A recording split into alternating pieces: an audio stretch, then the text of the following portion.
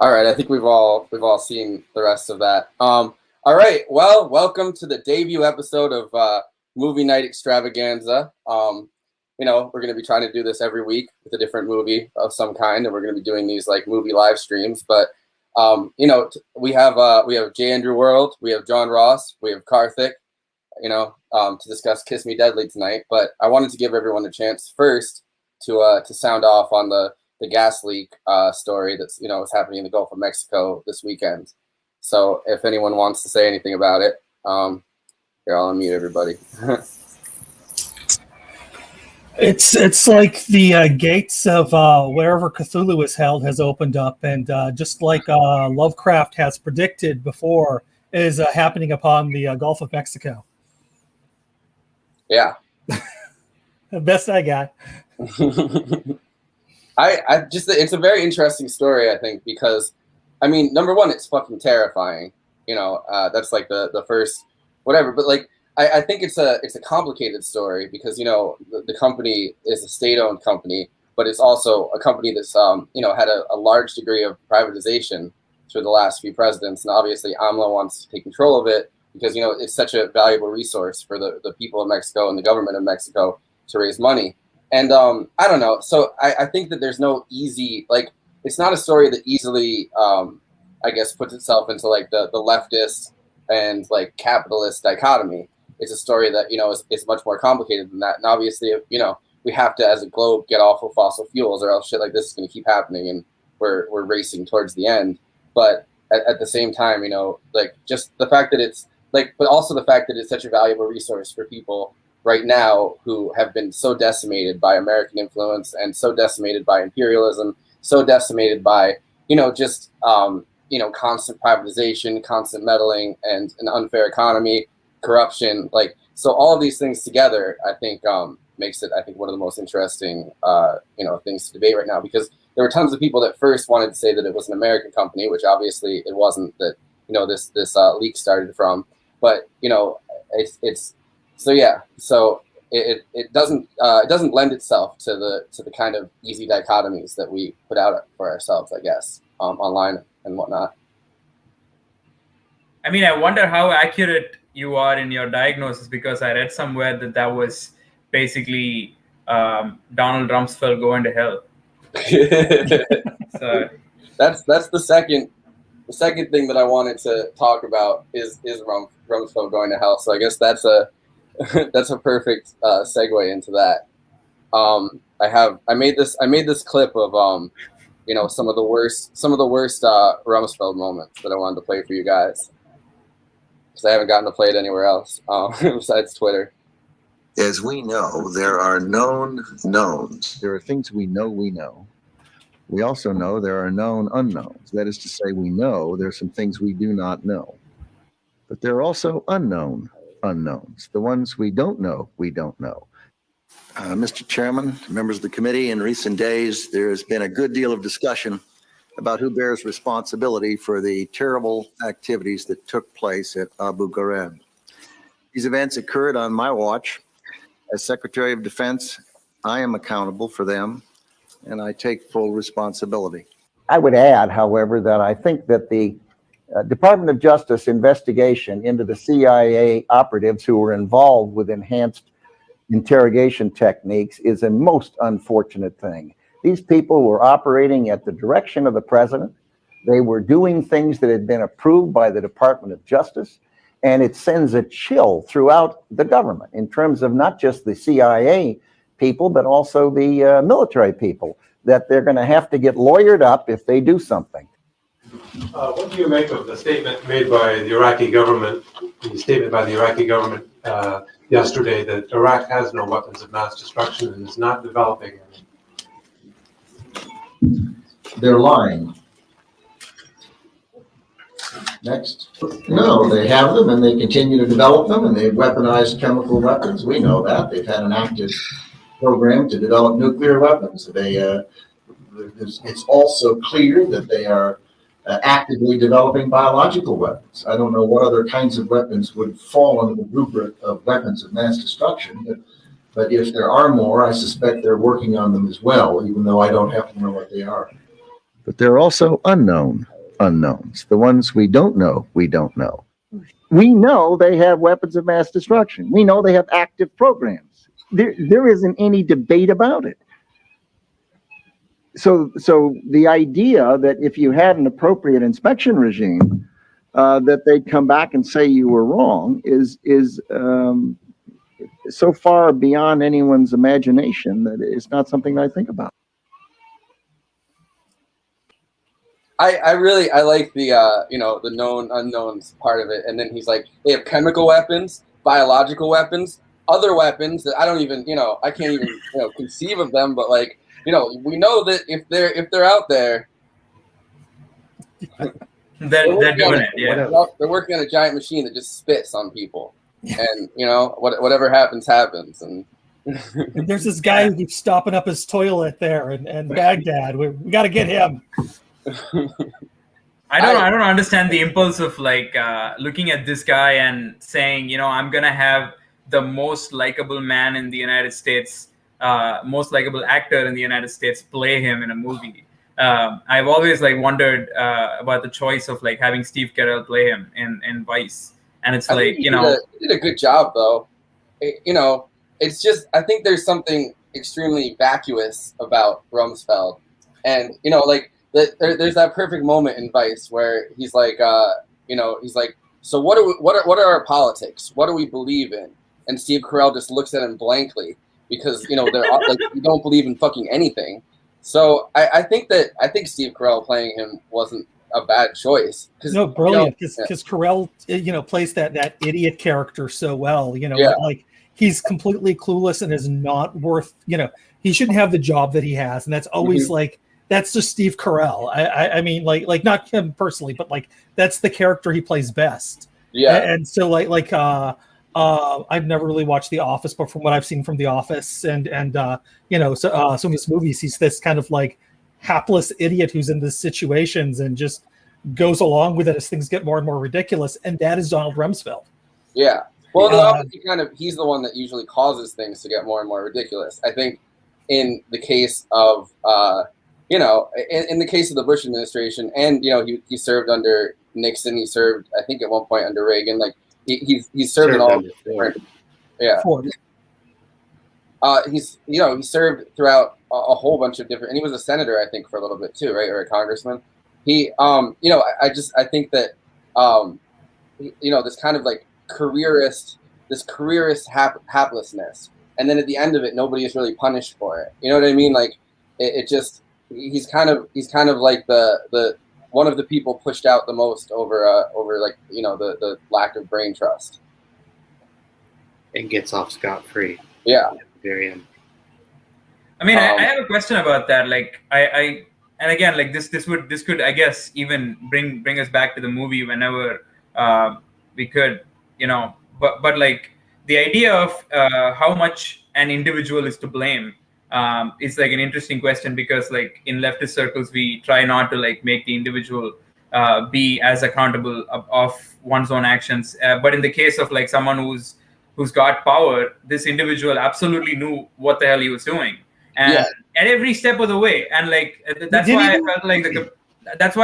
I felt like the comparison with Steve Carell, it is a very, I feel like in a kind of way sanitizing comparison, because Steve Carell, at the end of the day, in doing all of this, doesn't really even bear accountability for his actions. He's hapless. He can't help it. Like, why would you put him in that position? So it's the John Mulaney joke about Trump all over again. But like in this guy's case, the evil is like pretty, it's deliberate. It's a person committing these acts, knowing full well, especially the known unknowns and unknown unknowns. He knows exactly how much bullshit he's giving and like exactly what the consequence of that bullshit is, and in those circumstances, like how much is the individual to be held accountable? And I feel like Steve Carell is like the perfect character who kind of takes away. That's why like you're even able to love Michael Scott despite his like kind of all of the shit that he pulls, because at the end of the day you kind of ask like, well, like it's his circumstances. He's just a simple guy who comes from these kind of XYZ contexts, and that's how we excuse them. Yeah, well, I think the thing about Michael Scott is he's kind of the perfect middle management. You know what I mean? Like, he isn't in the office responsible for any of the corporate like decisions, and he's kind of just he might be the king of his little castle there, like, you know what I mean, trying to get everybody around him to like him, and and that's the thing I think is likable about Michael Scott, is he's trying so desperately to get everyone to like him that it's like so awkward in the end that you're like, Jesus fucking Christ, like, all right, like, you know what I mean, like, we like you, I guess, like. But with Donald Rumsfeld, I don't think he gave a fuck if anybody liked him, and that was a big part of it. But also, in Vice, at least, like that era of of his career, he was the middle management once again. You know what I mean? Like, he was kind of like, I don't think anyone would put him in that position, like in any of the previous administrations he served in, just like until the Bush administration. Like, I don't think he had that amount of power. He's just kind of like this bureaucratic, like, vacuous, abhorrent person, but not the person running policy. In the Bush administration, obviously those people who had worked their way through that middle management section of the White House were now in control of it, very much looking to do the worst damage they possibly could in that case. All right, well, so the known unknown things I liked because it perfectly leads us into talking about Kiss Me Deadly.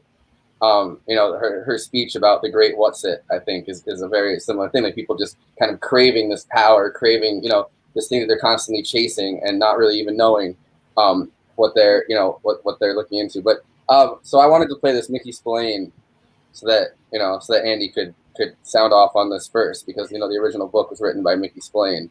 I have this interview of him talking about Mike Hammer.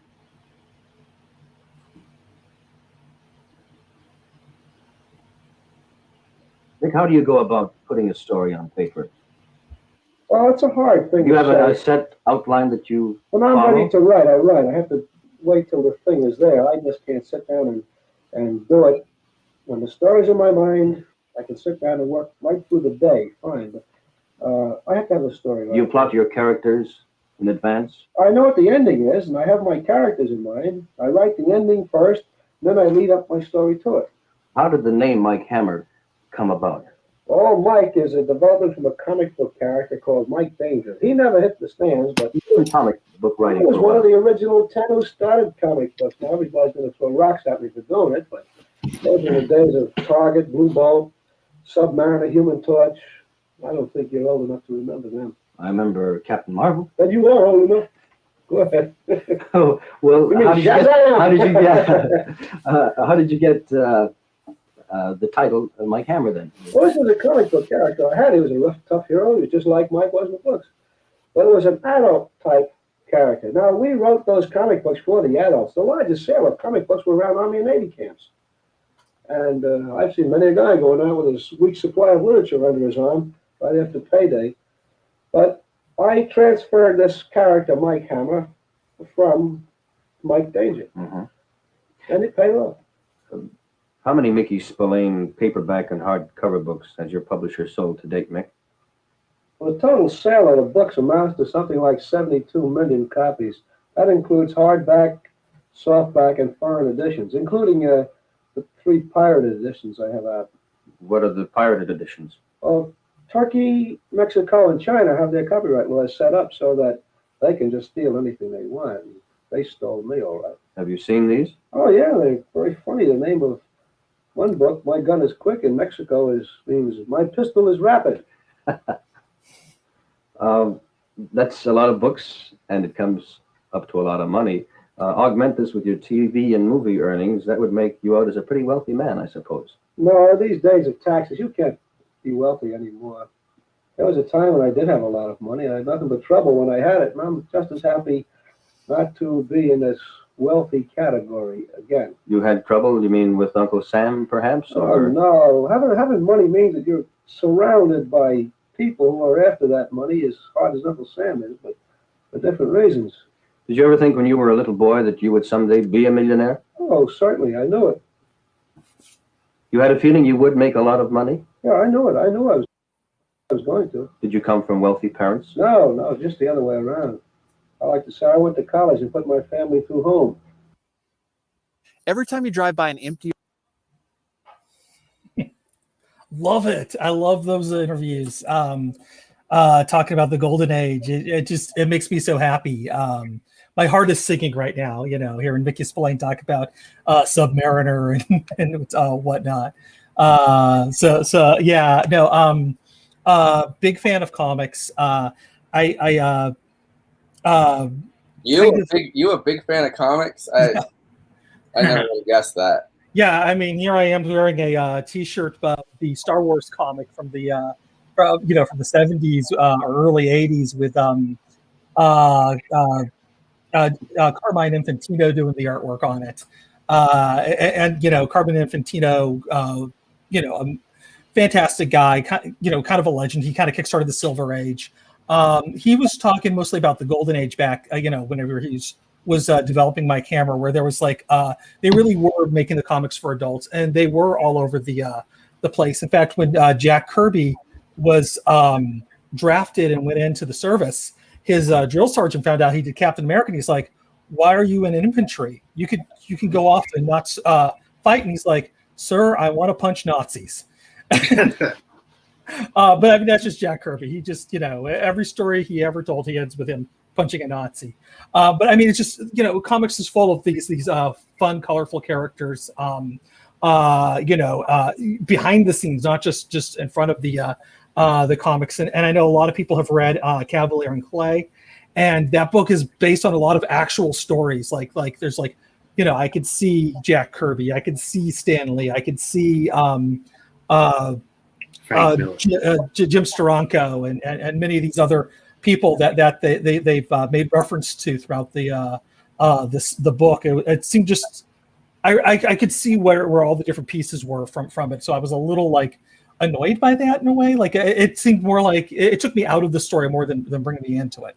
But I could see people who don't know these things loving it. But all right, so let's I guess for this focus on Mickey Spillane. Well, I was about to roll right back because growing up, Frank Miller was one of my favorite artists, and Frank Miller always said the name Mickey Spillane whenever he was talking about this making comics. And right whenever I was kind of coming of age into comics, he was doing a book called Sin City, which is a big nod to Mickey Spillane and Mike Hammer.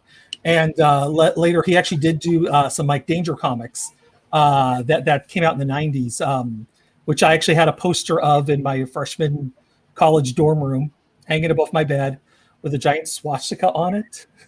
I don't even know. But, it was just, it wasn't about anything other than just Frank Miller, Mickey Spillane. And I never was able to track down that comic because the comic industry kind of imploded around then. So I don't think Mickey Spillane made much money in comics at when he dropped the Mike Danger stuff. Yeah, but he made a shitload of money doing these pulp novels, which at the time were kind of what comics were in the sense of, it's it's considered lowbrow, I guess, entertainment. Yeah. Well, they were churned out quickly.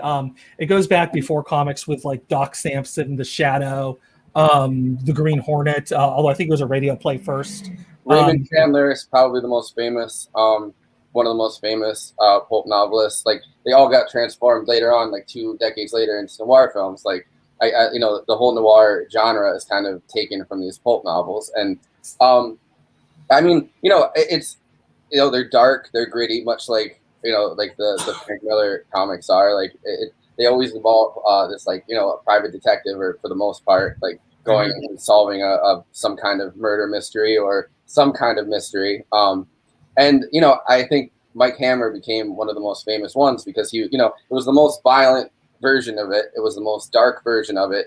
And as you can tell from that interview, Mickey Spillane's politics are not anywhere close to what our politics are. He's incredibly reactionary in general, incredibly, kind of just brutish. And he really became the most famous, he became the most famous Cold War era novelist, probably, in this kind of lowbrow genre of novelization. After wanting to be a comic book artist or a comic book writer and failing at that. Yeah, he's kind of like that generation's James Patterson. Yeah, I think of it that way, or maybe Stephen King. But you can actually argue the literary value of Stephen King. No, Stephen King. I think he's probably more like James Patterson. Yeah.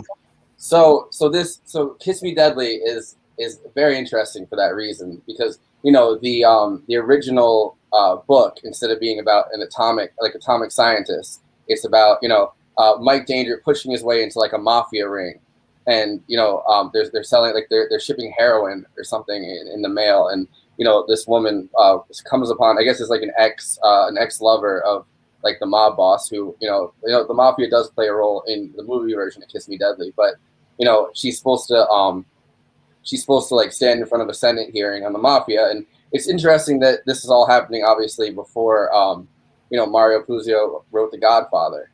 And we were talking a little bit about the hearings. That's probably a reference to the that senator I was mentioning before we started, Estes. Okay, hold up.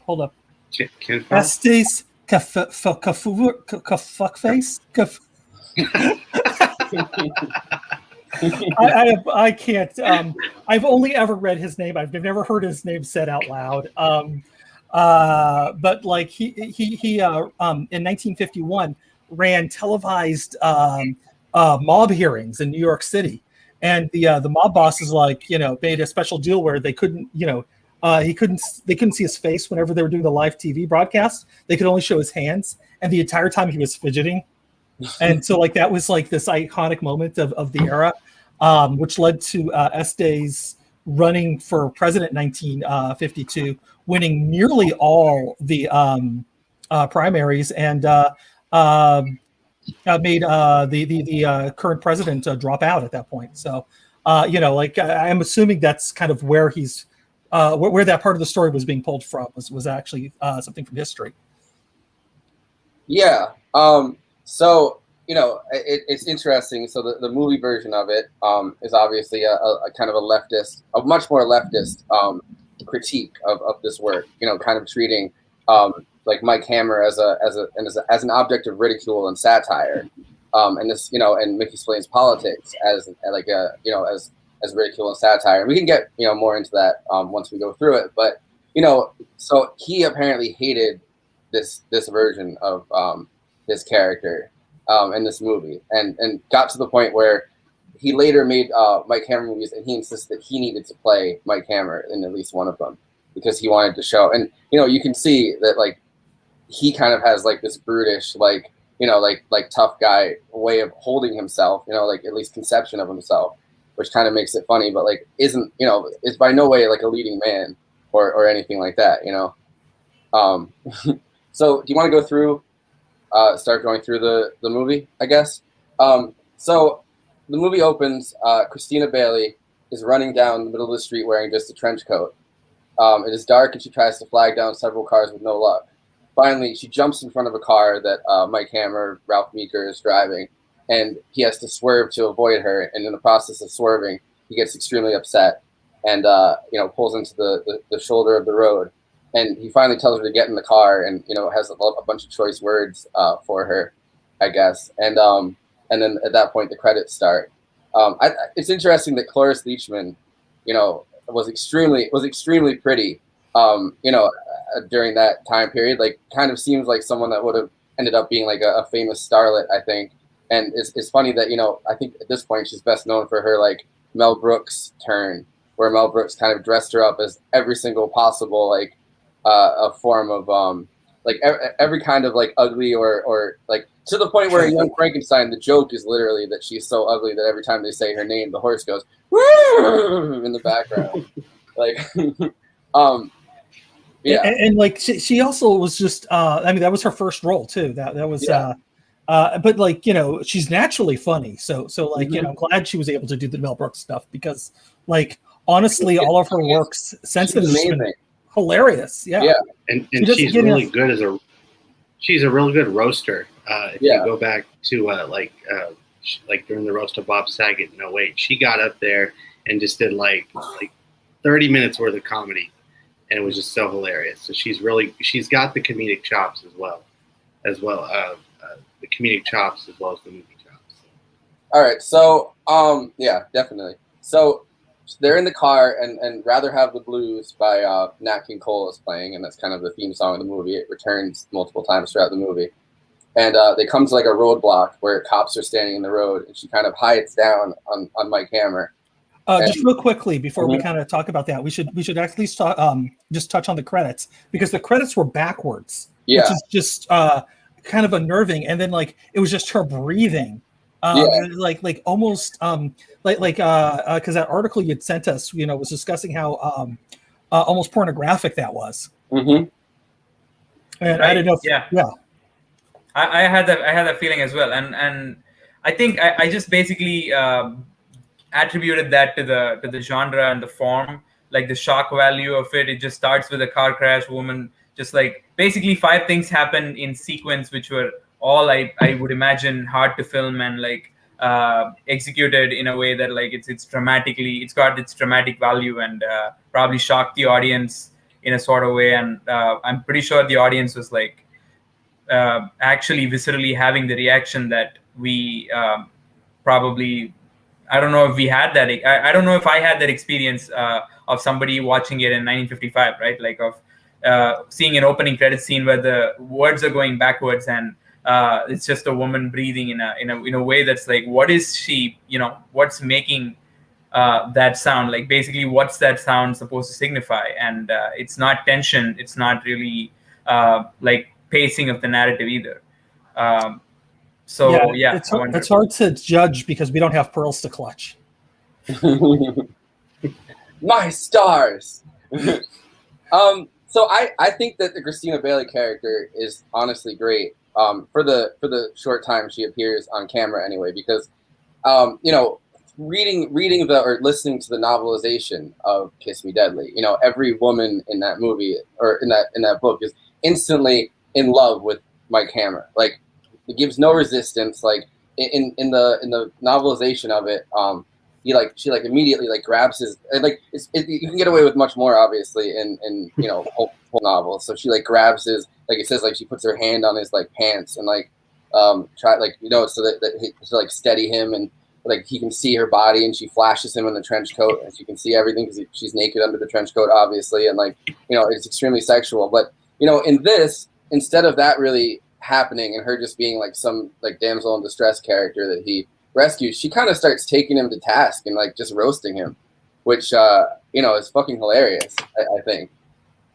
she says she's saying that even his car sends a message, and he says, now what kind of message does it send you? And she goes, you have only one real lasting love. He goes, now who could that be? He says, you're one of those self-indulgent males who thinks about nothing but his clothes, his car, himself. I bet you do push-ups every morning just to keep your belly hard. And then he says, you against good health or something? And she said, I could tolerate flabby muscles in a man who may be more friendly. You're the kind of person who never gives in a relationship, who only takes. Ah, woman, the incomplete sex. And what does she need to complete her? Why, a man, of course. Wonderful man. And, I think that line is amazing. Number one, because imagine, you pick somebody up, you go through all this, and they immediately just start, like fucking with you in the car. But,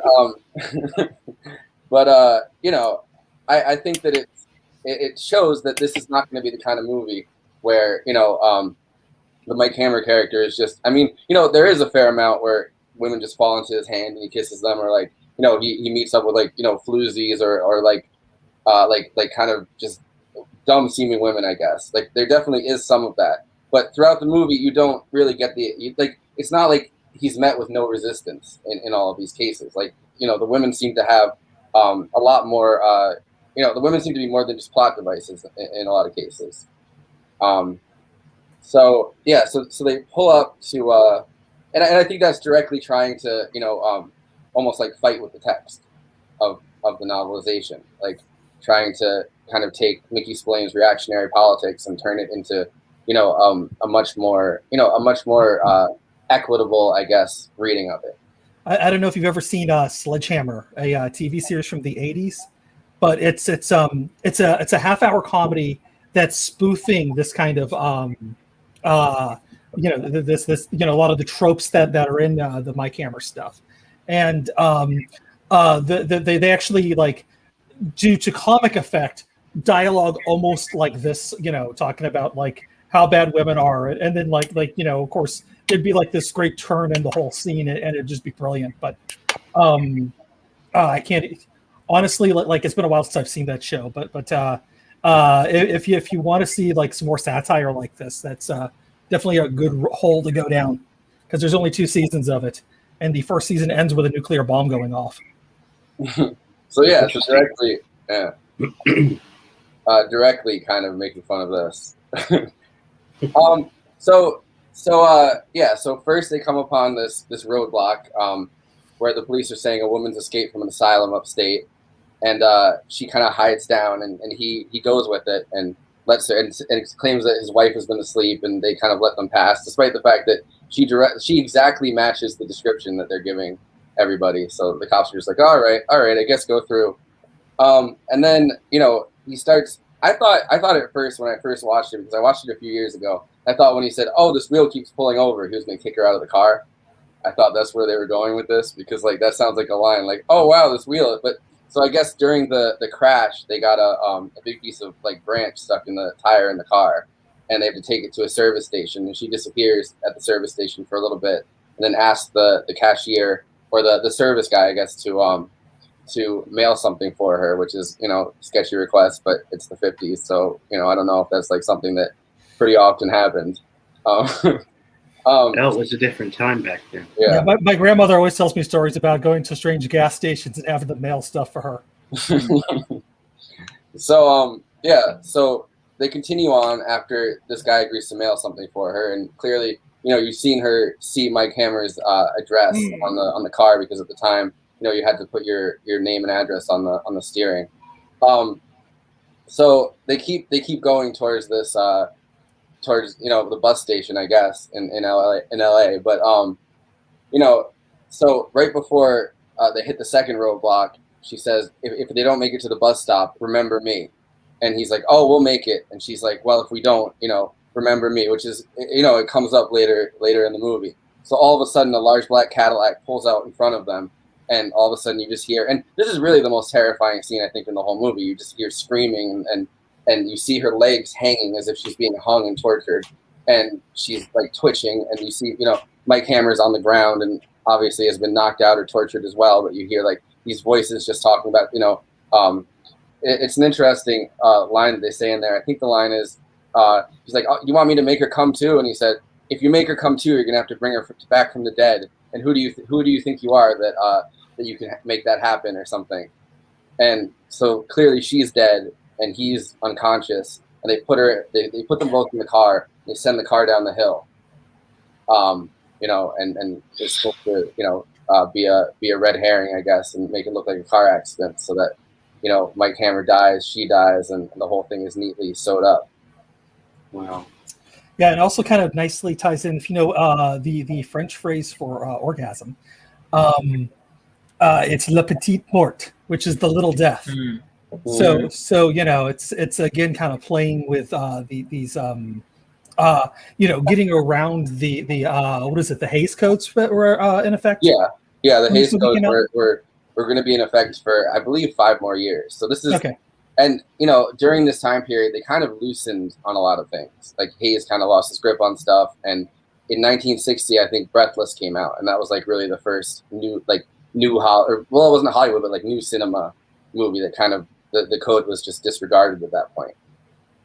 But yeah, so it was at the very tail end of the Hays Code, but it was also 1 year after the McCarthy hearing. So it's in a very interesting time period for censorship.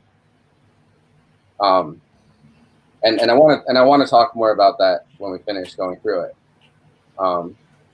But yeah, so I think that's the most terrifying scene, because and if they had shown her getting tortured, I don't think it would have been terrifying. I think the fact that you don't know what's going on and you just hear the screaming, and you see the feet of the guys, like as if you're looking through Mike Hammer's eyes, like makes it so much more terrifying. Which is one of the weird things about the Hays Code, like the extent that they've had to go to get around that. I think kind of made filmmakers so much more innovative, but it also kind of destroyed what you could actually do in film.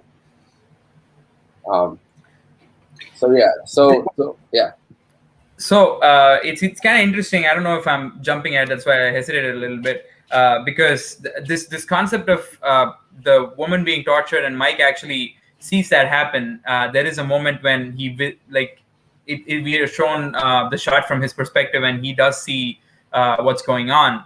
However, like more towards the end of not towards the end so much as like 2/3 into the movie, maybe he talks about what makes him want to do this or want to continue despite all of the stuff that has happened. And he basically kind of tells tells Velda, if I'm not mistaken, that like it's because of a friend of his that dies later. So I'm just wondering what makes like Mike not want to state this as like a motivation for whatever he sets out to find, because this is the thing that motivates him, right? Like this torture that happened right in front of him that he witnessed is supposed to be the motivating factor, but strangely he doesn't say that this is what is keeping him going. He says something else keeps him going, which is kind of interesting. I always thought that this torture was it's interesting that the movie starts with torture, and that's the driving force he wants to get to the bottom of. He wants to find what's happening. And in the novelization, it throughout it, he states over and over again that the torture is the reason that he wants to continue. It's an extremely reactionary novel in the sense that, his driving force is vengeance. And I think in the movie too, but I think it's less stated. It's not like overtly stated as much. Like his drive is like, you guys tortured me, you guys left me for dead, I'm gonna fucking kill all of you. And it's pretty hard too, like during the Haysco, to really do an anti-hero. So like it's kind of amazing to see such a great one on screen like this. And he's a fucking asshole. Like that's kind of like the most, like there's nothing likable about his character whatsoever. Like, and because I think that I would argue that Humphrey Bogart did an amazing, like the closest he could get at the time to like an anti-hero. You know what I mean? Like he's hard partying. He wants good but not lawful good. Throughout all of those movies.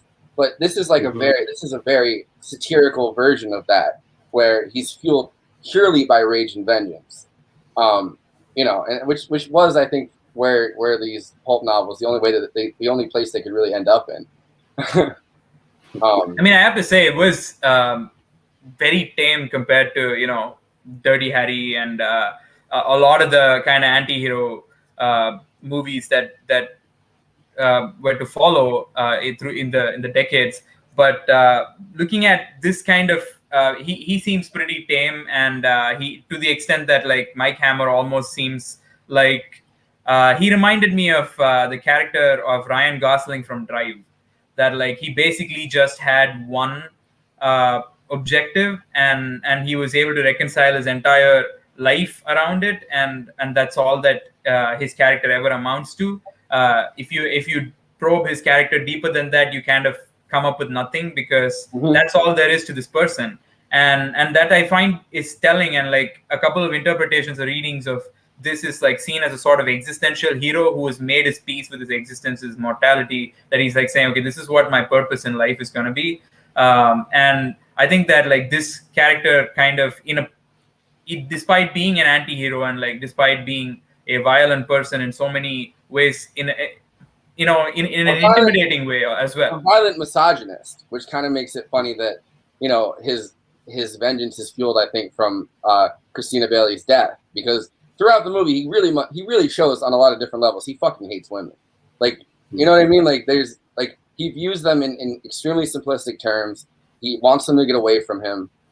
His sexuality almost seems like he's angry about having sexuality in the first place, which that, because it interferes with his objective. His objective is to get to the bottom of it, to the truth, and in a very weird way, I guess that's the reactionary aspect of it. He's just like so upset that his like objective or vision is being interfered with by all of these women who are throwing themselves at him, and he feels like, come on, man, let me do my thing or whatever.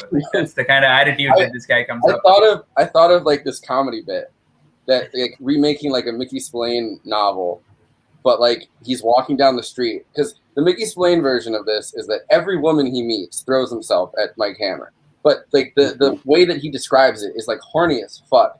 It's pretty much like a like so 90% of Kiss Me Deadly is like a woman walking up and he's like, her legs were so like vivacious and her lips wrapped around me, I just couldn't stop thinking about it. And he's just like, it's like a first person narration. Yeah.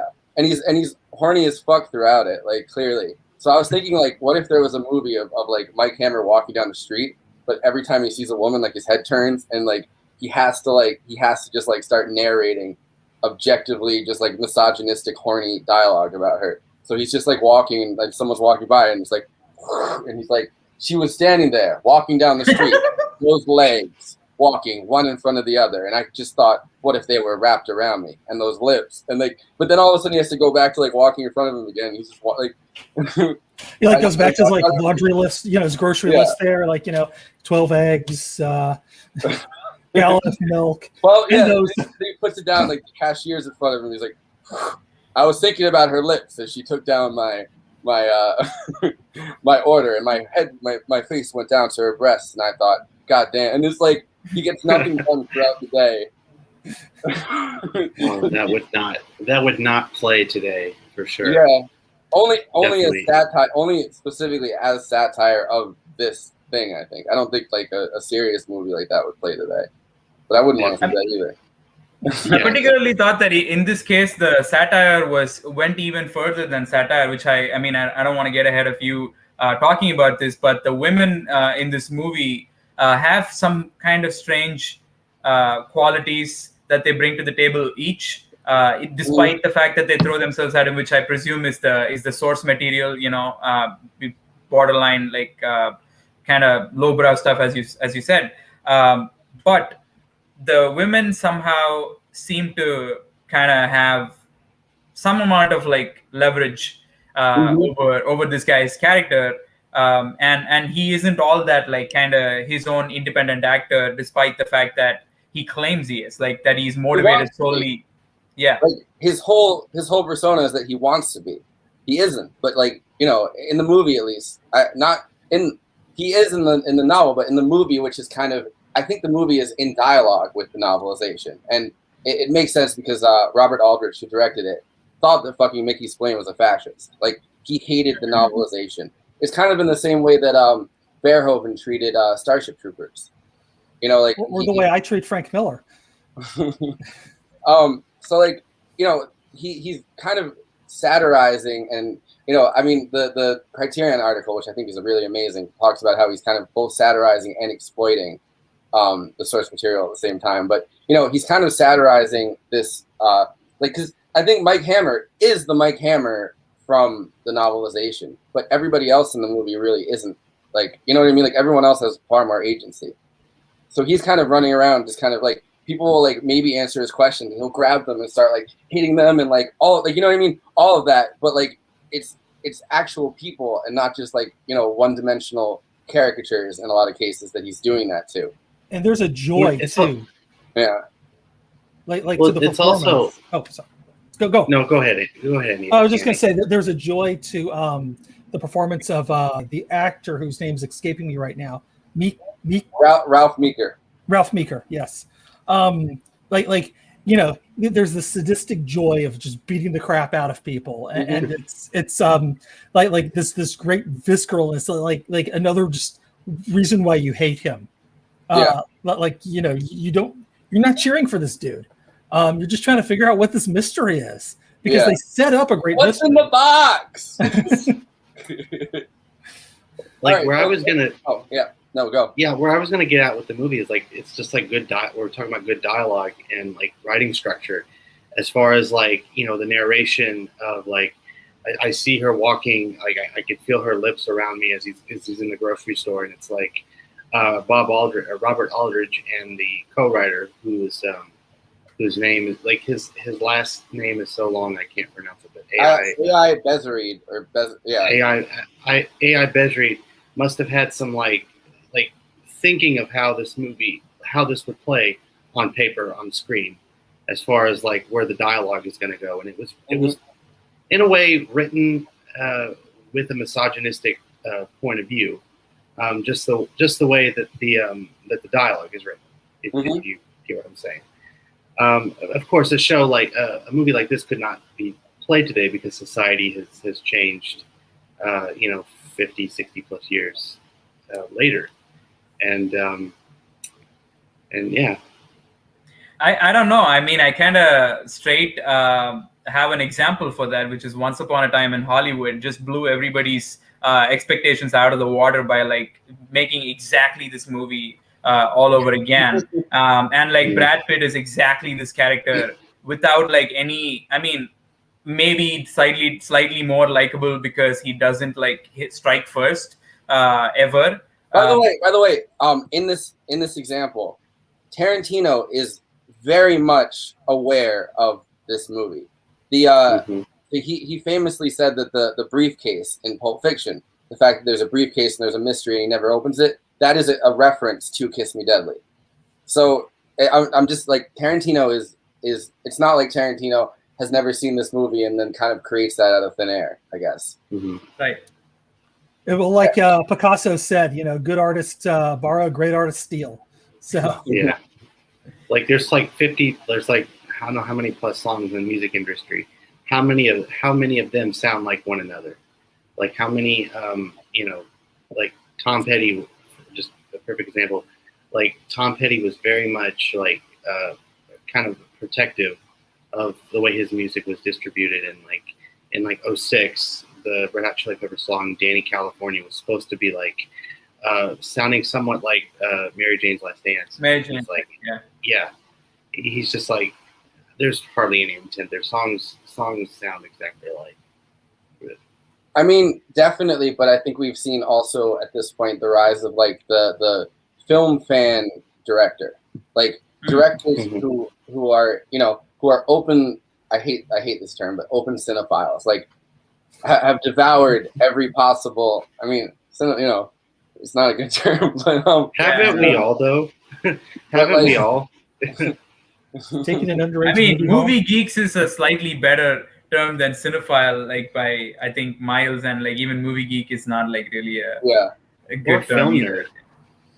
Movie geek or film nerd are probably better terms than cinephile. But I think there are directors like Tarantino and Scorsese that go past that. Go past just like, because you could be a film nerd and be like, haha, like I watched this certain kind of movie, I'm such a film nerd. Like they are in depth. Like they're like all of their movies, and both of them are seen as kind of the premier, I guess, action movie, like kings of genre. of our time. They're both people who spent just a disgusting amount of time, I think, watching other movies, and their movies are very much in conversation with that. Or Stanley Kubrick. Yeah. Well, we should. Okay.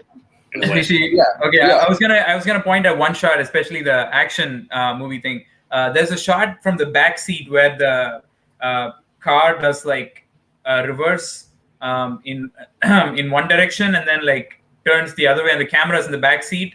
And that's you think that something is gonna happen in the next scene, and it's just basically showing the car doing that motion.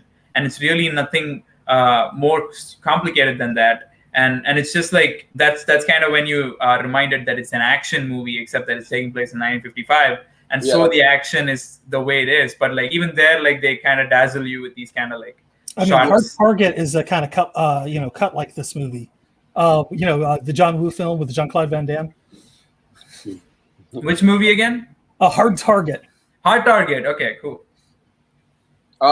Anyway, so I'm going to try to go through this a little bit faster, I guess, because we're still in the first scene. All right, so Mike Hammer awakes in the hospital, and Pat, who I guess is his friend, not really friend, character in the police department, is asking what happens. And, he's able to leave the hospital pretty fast, considering how much he's been in a coma for 3 days. So kind of the fact that he's... And then at one point, Pat says, I think he's like, oh, it's going to be a couple weeks before we leave the hospital. He apparently can leave the hospital that day. He walks outside, and immediately he's detained by the FBI. And the FBI is shown to have an extreme amount of disdain for his style of private investigating, including calling him a bedroom dick.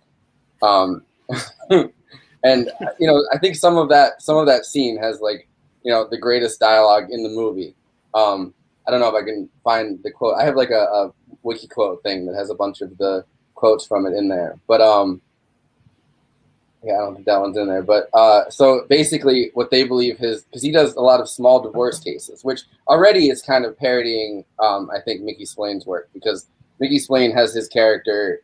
Has Mike Hammer like solve all these murder mysteries. He's constantly thrown into these things, these big cases, like maybe not to the size, but like, you know, these big murder cases. But in this, Mike Hammer is literally just a divorce, like I love the term penny ante, but like a penny ante divorce detective that's like part, like is so small that he's like kind of part of the underworld. So, you know, they're kind of mocking him the entire time, and you get the feeling that Velda, his assistant or his secretary that's in the hospital, is kind of like almost like a prostitute. Like he kind of pimps her out to get information about guys who are trying to get a divorce from their wife, and then he seduces the women that are involved in it. And they try to get all this information, and then they blackmail. So already he's not operating within the law whatsoever. He's essentially just blackmailing couples that are trying to get a divorce, and like you think like, all right, maybe the FBI are just being dicks about it, but in the next scene, when Velda shows up, there's literally like a porn tape that they have to blackmail one of the guys, where the guy seduces her and he somehow films it, and he's like incredibly horny about this. His secretary who's in love with him, he's like incredibly horny about the fact that there's like a porno like tape out there somewhere that he has in his possession to bring to court to like blackmail this guy. So within minutes of him getting home, which he has this answering machine, which apparently is one of the first answering machines in a movie. And you know, AI Bezerid thought that it was amazing that he was able to write in an answering machine because they were apparently a new thing in 1955. So he waits outside and revokes his. Well, all right, I guess I missed the scene. So he goes to look to see if his car is available after being totaled and thrown down a cliff. And Nick, who's an incredibly stereotypical Greek character, I guess, but I think he could pass off as several, you know, different Eastern European and, you know, or different countries, but I guess he's supposed to be Greek, and he's terrible at acting. But I loved him though. Baba boom! Baba boom! I don't. Is that a reference to something that happened before, or is every time people say that, is that a reference to this? I don't even know. It was just gorgeous. I loved every single time he was on screen because like he's just gonna shout something out like he had some kind of like Tourette syndrome of awesomeness. And it's funny because you know, Bezerid was a Greek guy, so he's writing this, and you know he's created this Greek character, these Greek mechanic characters, and you know he's kind of just written them in, but like he's kind of making fun of his own ethnicity. And you know, I don't know. I also think it's funny that like Greek is, you know, because now like you see someone who's Greek and like I don't think it's like, you know, at this point like they're kind of mocking Greek people. It's like almost, it feels almost racist, but like now of course Greek people are white, I guess. This time I don't think Italians or Greeks or, you know, were seen as, they were like white ethnics. Yeah. Which I remember one time my car broke down in Toronto and my car got towed to Greektown. And if you know anything about Canadian history, they only in the 1970s or like late 60s, early 70s, finally opened up immigration. So like most people there are like first, second generation immigrants. You know, so Greektown, you know, you got real Greek people. Like, pretty much like 4 a.m. I'm like completely exhausted. So, you know, I had my car towed. I was like seeing the same band for like 3 nights in a row. And, you know, so at this point, like my body is just giving out. And like, this guy's like, "Hey, buddy, how you doing, buddy?" Just speaking just like that. And I'm just like, this dude right here in this movie is my car mechanic in Toronto. Well, I thought I was like on candid camera or something because some stereotypes are based on real things, I guess. I don't know. And I loved it. It also reminds me of Watto from Star Wars. I know that there's been a whole thing about him being kind of an anti-Semitic trope, but like it feels much more like a Greek trope in some ways. Like I don't know, just the Mediterranean kind of. Yeah. Which, you know, I could talk about that because I am Mediterranean as fuck, but he's also the only character who has any kind of like personality, really. I mean, I don't want to make it sound like too harsh on the others, but like among the dudes, the suits are all like kind of extremely, as you put it, like fascistic and like reactionary. I think like totally fits the bill because they are all like dressed in and their suits as well. Some of them wear hats and all of that, and he's the only character I think who and he's also the mechanic, so he's also the worker in the mix. And these are all kind of that's something that I wanted to ask in a kind of way, throw out as a question also, if I could.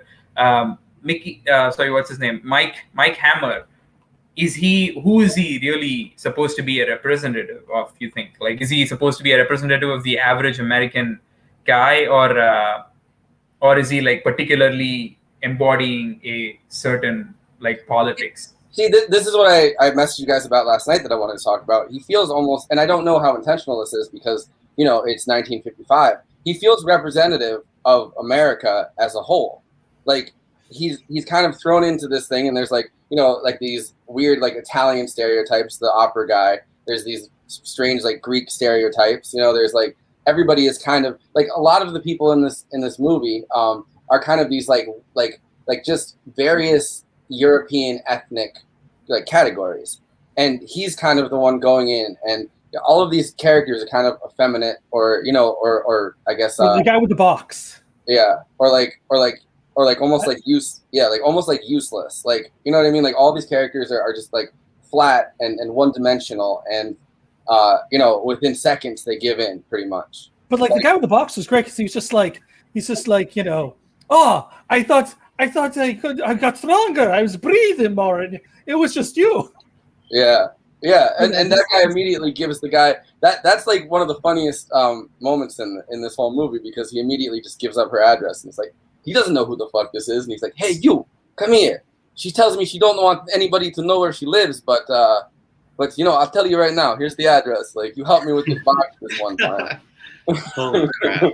Yeah, it's just that he gets whatever he wants wherever he goes, and it's kind of it's interesting. It's funny to see that that's exactly the kind of character who will absolutely who can't even exist right now in that capacity. I would say the Brad Pitt character, even in Once Upon a Time in Hollywood, I don't think he particularly got everything that he wanted. Here, on the other hand, I think Mike Hammer pretty much. I mean, until the very end. I'm not gonna discuss the ending yet, but he's pretty much like, I feel like I'm still watching on the second screen. God, no. Oh, okay. So I mean, like, but he pretty much gets his way, not just like with women, which is kind of like he does gloriously according to him, but definitely with the all of the sources, all of the people that he bullies, intimidates, kind of like coaxes, tricks, and to get intel. That's why I think it kind of is representative of America during the Cold War, because he first tries like diplomacy, in the sense of like he asks like, "Hey, like, do you have this information?" And when somebody says no, he just starts beating the fucking shit out of them. You know what I mean? So but he goes really fast from like this half-assed diplomacy version of it, like, "Oh, you can trust me. Like, don't worry. You can get this information from me. This is what I want to know." And then within seconds, it flips into this incredible violence. So it kind of feels like American foreign policy in that sense. Yeah, I know. And it's also like how we view foreign policy too, because there's this horrific Aaron Sorkin quote. And I mean, like most things he says is horrific, but he's like, "When I was growing up, in my father's generation, when the Americans showed up, everybody around the world would be like, 'Thank God the Americans are here.' And now that Donald Trump is out of office, people are saying that again." Aaron Sorkin's Canadian, right? I think he's American. Really? He's one of ours, I think. Yeah. Don't put it on Jay Hutch talks too much. I always thought he was, for some reason, like from just over the border in Canada and was like writing American politics based on that. I think it's because Trudeau said when he took office, he was like, "Oh, don't worry, I'm settled for this. I've been watching West Wing for the last like." That's probably just how like. I mean, that's a whole other topic, but it's just like amazing how Duncan Sorkin it's just amazing how like the West Wing has like modernized American politics. Yeah, we sort of want that in our society. Republicans don't think that. He's like, the moderate Democrats do. Yeah, the moderate liberals, as I call them. Yeah, not the moderate liberals are Yeah, no, he's from. I was Yeah. wrong. Manhattan. I think the only reason I thought that I think was the Trudeau quote. I don't He's know. also He's also a recovering drug addict. Just So he's throwing it out obviously there. from Colombia. He's Colombia. he's been snorting a little too much bipartisanship, if you know what I mean. Yeah, unfortunately. All right. So, wait. Yeah, So I just want to try to get through some of this so we can talk about it. I want this. It got more interesting. I want this show to have like a book club vibe. That's what I decided yesterday. I'm like just like a vibe of like witnessing a book club of like people being like, "Did you read this?" and then getting fucking distracted. Well, all the moderates want a Jed Bartlett, so let them have at it. They won't get it. They'll get it with this current with Biden, but not even close. Biden's the perfect representation of like a West Wing politician, like even more than Obama was, because Biden is someone who his obsession. I don't even know if Biden's watched like West Wing. Like it seems like something that but like his obsession with bipartisanship and his weird belief that like as soon as Trump left office, like Republicans would be fine, and this constant need to like instead of being like, oh well, we need a bipartisan bill, like we need to bring them to the table, even though he doesn't. Like by definition, he doesn't. Like he's the perfect West Wing, vernacular. Yeah. I mean, he's a ghost of a president, like literally, and kind of like everything that he says is like as antiquated as a ghost would say it. So it's kind of like to have somebody like that. Yeah, or Mike Hammer. Oh yeah. Having Mike Hammer as president. I don't know. I feel like Mike Hammer would be a Republican character. I feel like. I mean, Joe Biden threatens people. You ever see like the guy who comes up and he's like, "Hey, Mr. Biden, I don't like your gun proposal," and he like grabs the dude by the shirt collar. And he's just like, "Listen here, him buddy." against the wall. Come on, man, go for someone else then. And, like he hulks out on this dude who actually respectfully, and like even though I didn't agree with what the guy was saying, like the dude was respectful about it and was challenging Biden, but not was that the come on fat? Maybe call the guy fat. There was that one really weird moment where the guy stood up at a town hall and he's like, "Listen, fat," and the guy was like, overweight. And no, that wasn't it. No, this was like at an auto parts place, like a factory. And the guy confronts about guns, and Biden's like grabbing the dude by the shirt, by the shirt collar, and just that's how he talks to like union people. Yeah. No, he's a bit like basically Biden is Mike Hammer, except he treats the Democrats and anybody who challenges him like Mike Hammer would, and Republicans are basically like the women that he's trying to sniff their hair. I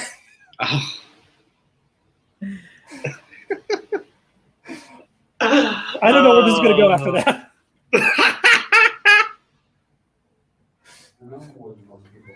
And I can get things done. That's why I'm running. And you want to check my shape on? Let's do push-ups together, man. Let's do this.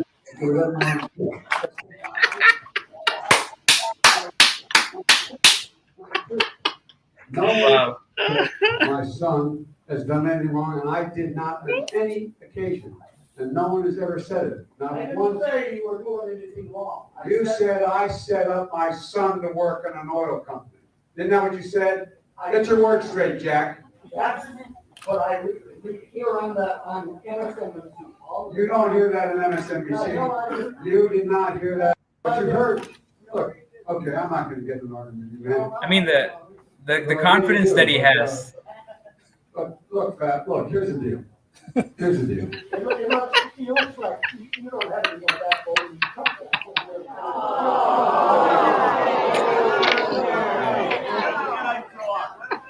Any other questions? Wow. Whoa. I like that when says you don't have any more background. Look here, pal. The audience just Look starts, here. Oh, come on. Look here, pal. I'll do a push-up with you. I'll count them out myself. Listen, fat. I'll throw $1 out there. Listen here, you fat. Listen here, you fat fuck. I'll throw $1 on the floor, and if you do a push-up, Damn, we've all coughed now. Yeah. He had the last word though. I mean, I think he basically told Biden what he probably never wanted to hear that he and Trump are, equal. And like, I think there's no larger truth than that, which is obvious. And like, I think he had to accept that. Like, he turned around. And I also love the confidence of saying that you did not hear that from MSNBC. And it's like, yeah, I know what goes on there. I write the stuff that they broadcast or whatever. Like, that's the kind of confidence that he has. Yeah. Well, yeah, I don't think that necessarily. I mean, I like the Mike Hammer is Biden to Democrats and then to Republicans, but like, I don't know. It just feels like I think that Mike Hammer would be the most reactionary version of a Republican. But I don't know. So I kept thinking about the foreign policy thing because I'm going to try to go through this kind of fast because I don't think these parts of it really matter that much. But he's following a thread, and so he goes to first see the scientist guy, like the effeminate kind of scientist guy. After he's tailed down the street, and the guy's kind of really not good at tailing him. And instead of asking the guy like what he wants, he just starts beating the shit out of the guy on the street.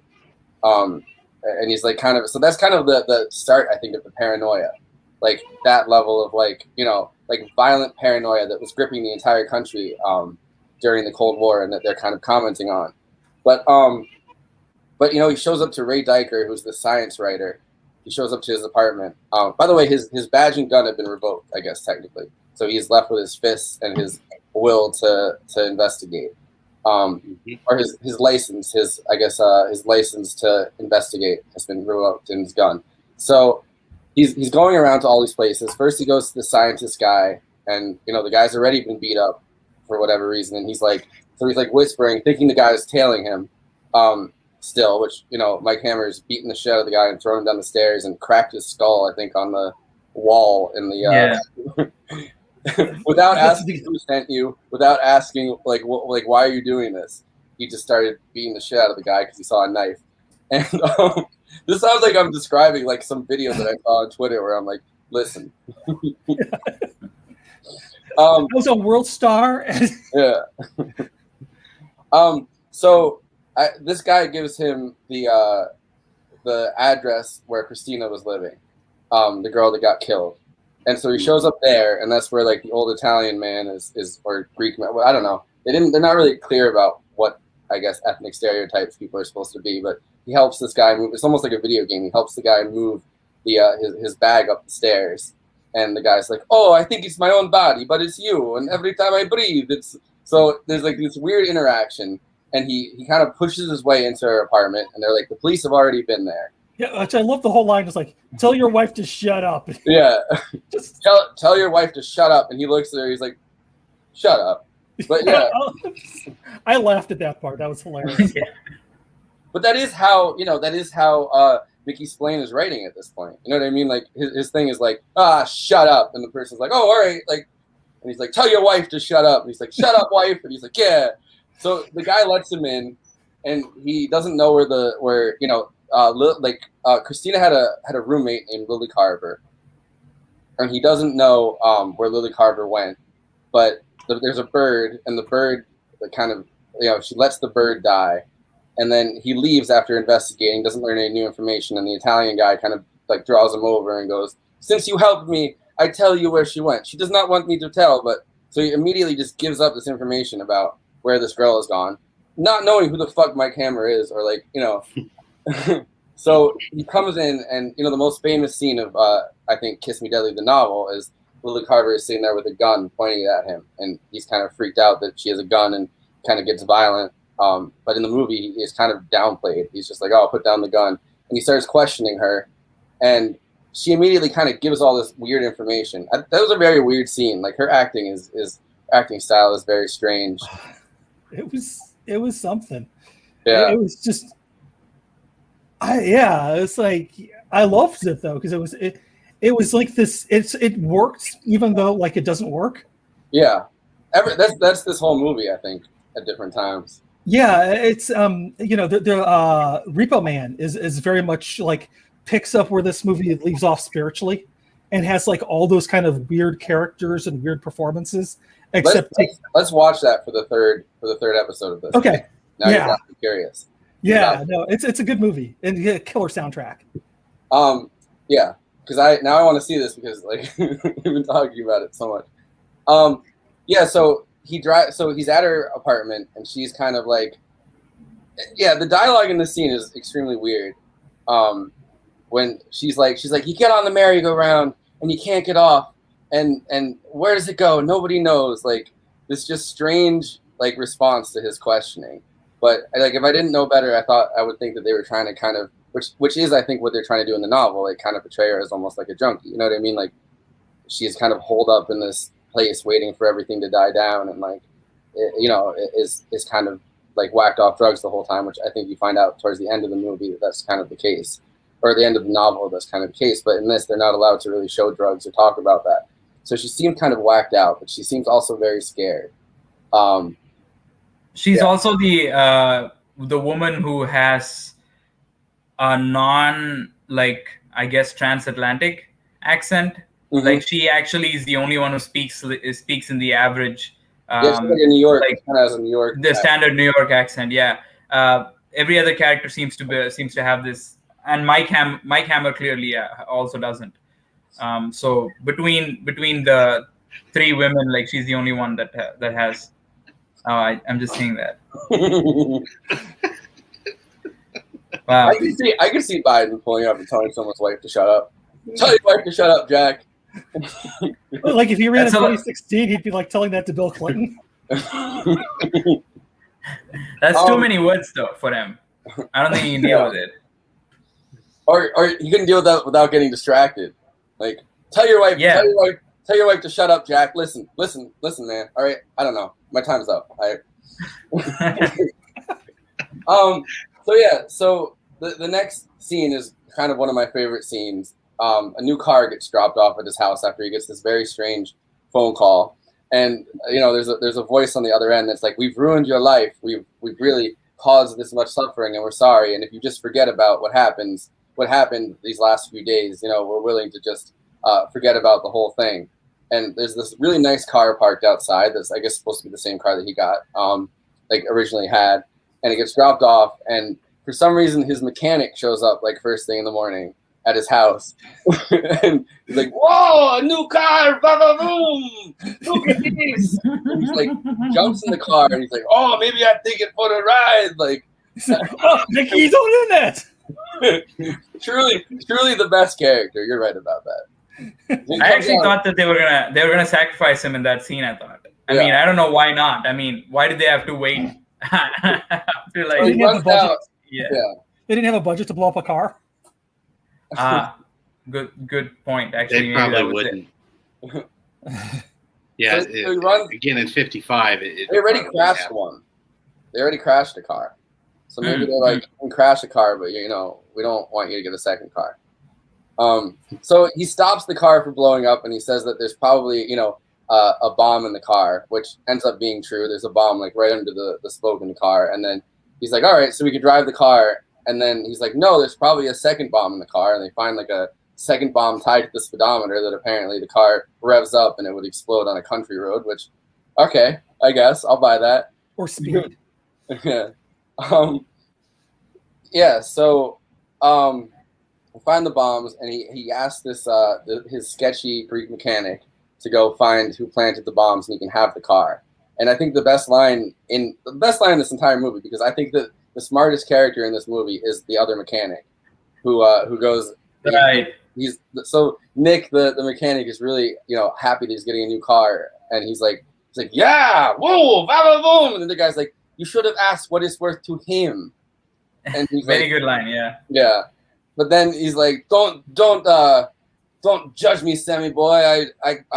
You play your guitar and I'll drive my fancy car. Boom, which, okay, like, fine. Like, but what is I'm like always, maybe because having read the context that it's a Cold War era movie, I was always like reading into each of these lines, which were kind of always, it seemed like it was a cipher almost, like that it was a code that was trying to tell you something.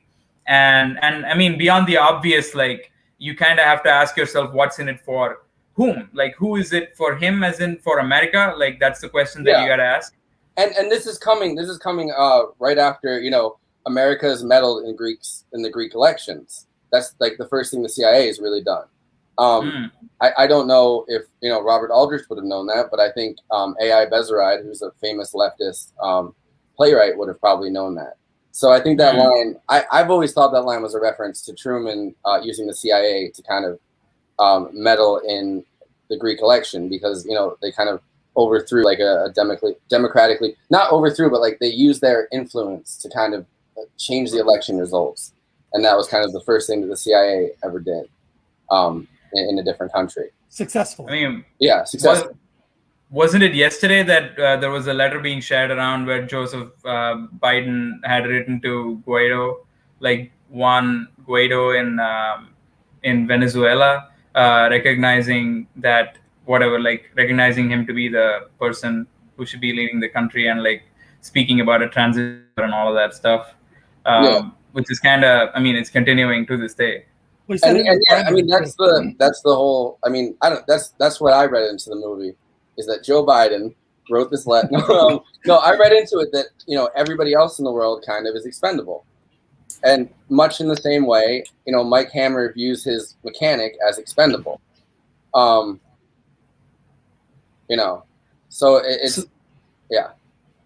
So this character of Velda is very interesting here, because she is sort of like, he kind of goes out to, in the end, eventually becomes like a sort of hunt for Velda type of situation.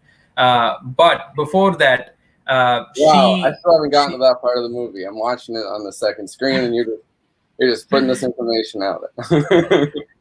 So she, before that, like, she kind of ends up being like how this character, the friend character, is to Nico, or what his name? I forget what his name is. The mechanic character. Velda seems to be to Mike, and she's kind of like the person who's guiding him. Are you saying Nick's friend's in love with him? No. The mechanic's friend is in love. Totally Maybe, kidding. yeah. In a kind of way, he does kiss him, right? Like in his hand when he dies, and I was kidding about that part. Yeah, no, I get what you're saying though. She's the person who's trying to warn him when kind of he's unwarnable, I guess, or when he's kind of gung ho about the entire thing and just pushing himself into the situation where he doesn't really know, like he doesn't know what he's like. It's a perfect line when the guy says, "What do you want?" and he's like, "You don't even know what you want." Like he doesn't know what he wants. Like, and Velda's kind of pushing that information on him, but Velda's also the person that he's sending out there to find out all this information, this disconnected information, I think. Right. Yeah. So that's a perfect. I guess this next scene is, you know, he's saying that now that he's figured this out, the divorce business is a little too small time, and you know, he's saying this new girl was mixed up with something big. The weirdest line in this whole movie is when he's thinking on the couch. He's like, "Remember me." That's what that girl said before she died, and she's like, "So remember her." And then she like crawls in his lap and is like, "Remember me? I'm alive." That's weirdest. All right, like weirdest fucking line in the whole thing. But she's gotten successfully multiple names from Ray Diker, who's the science guy that's been beaten up, that he like barged into his apartment.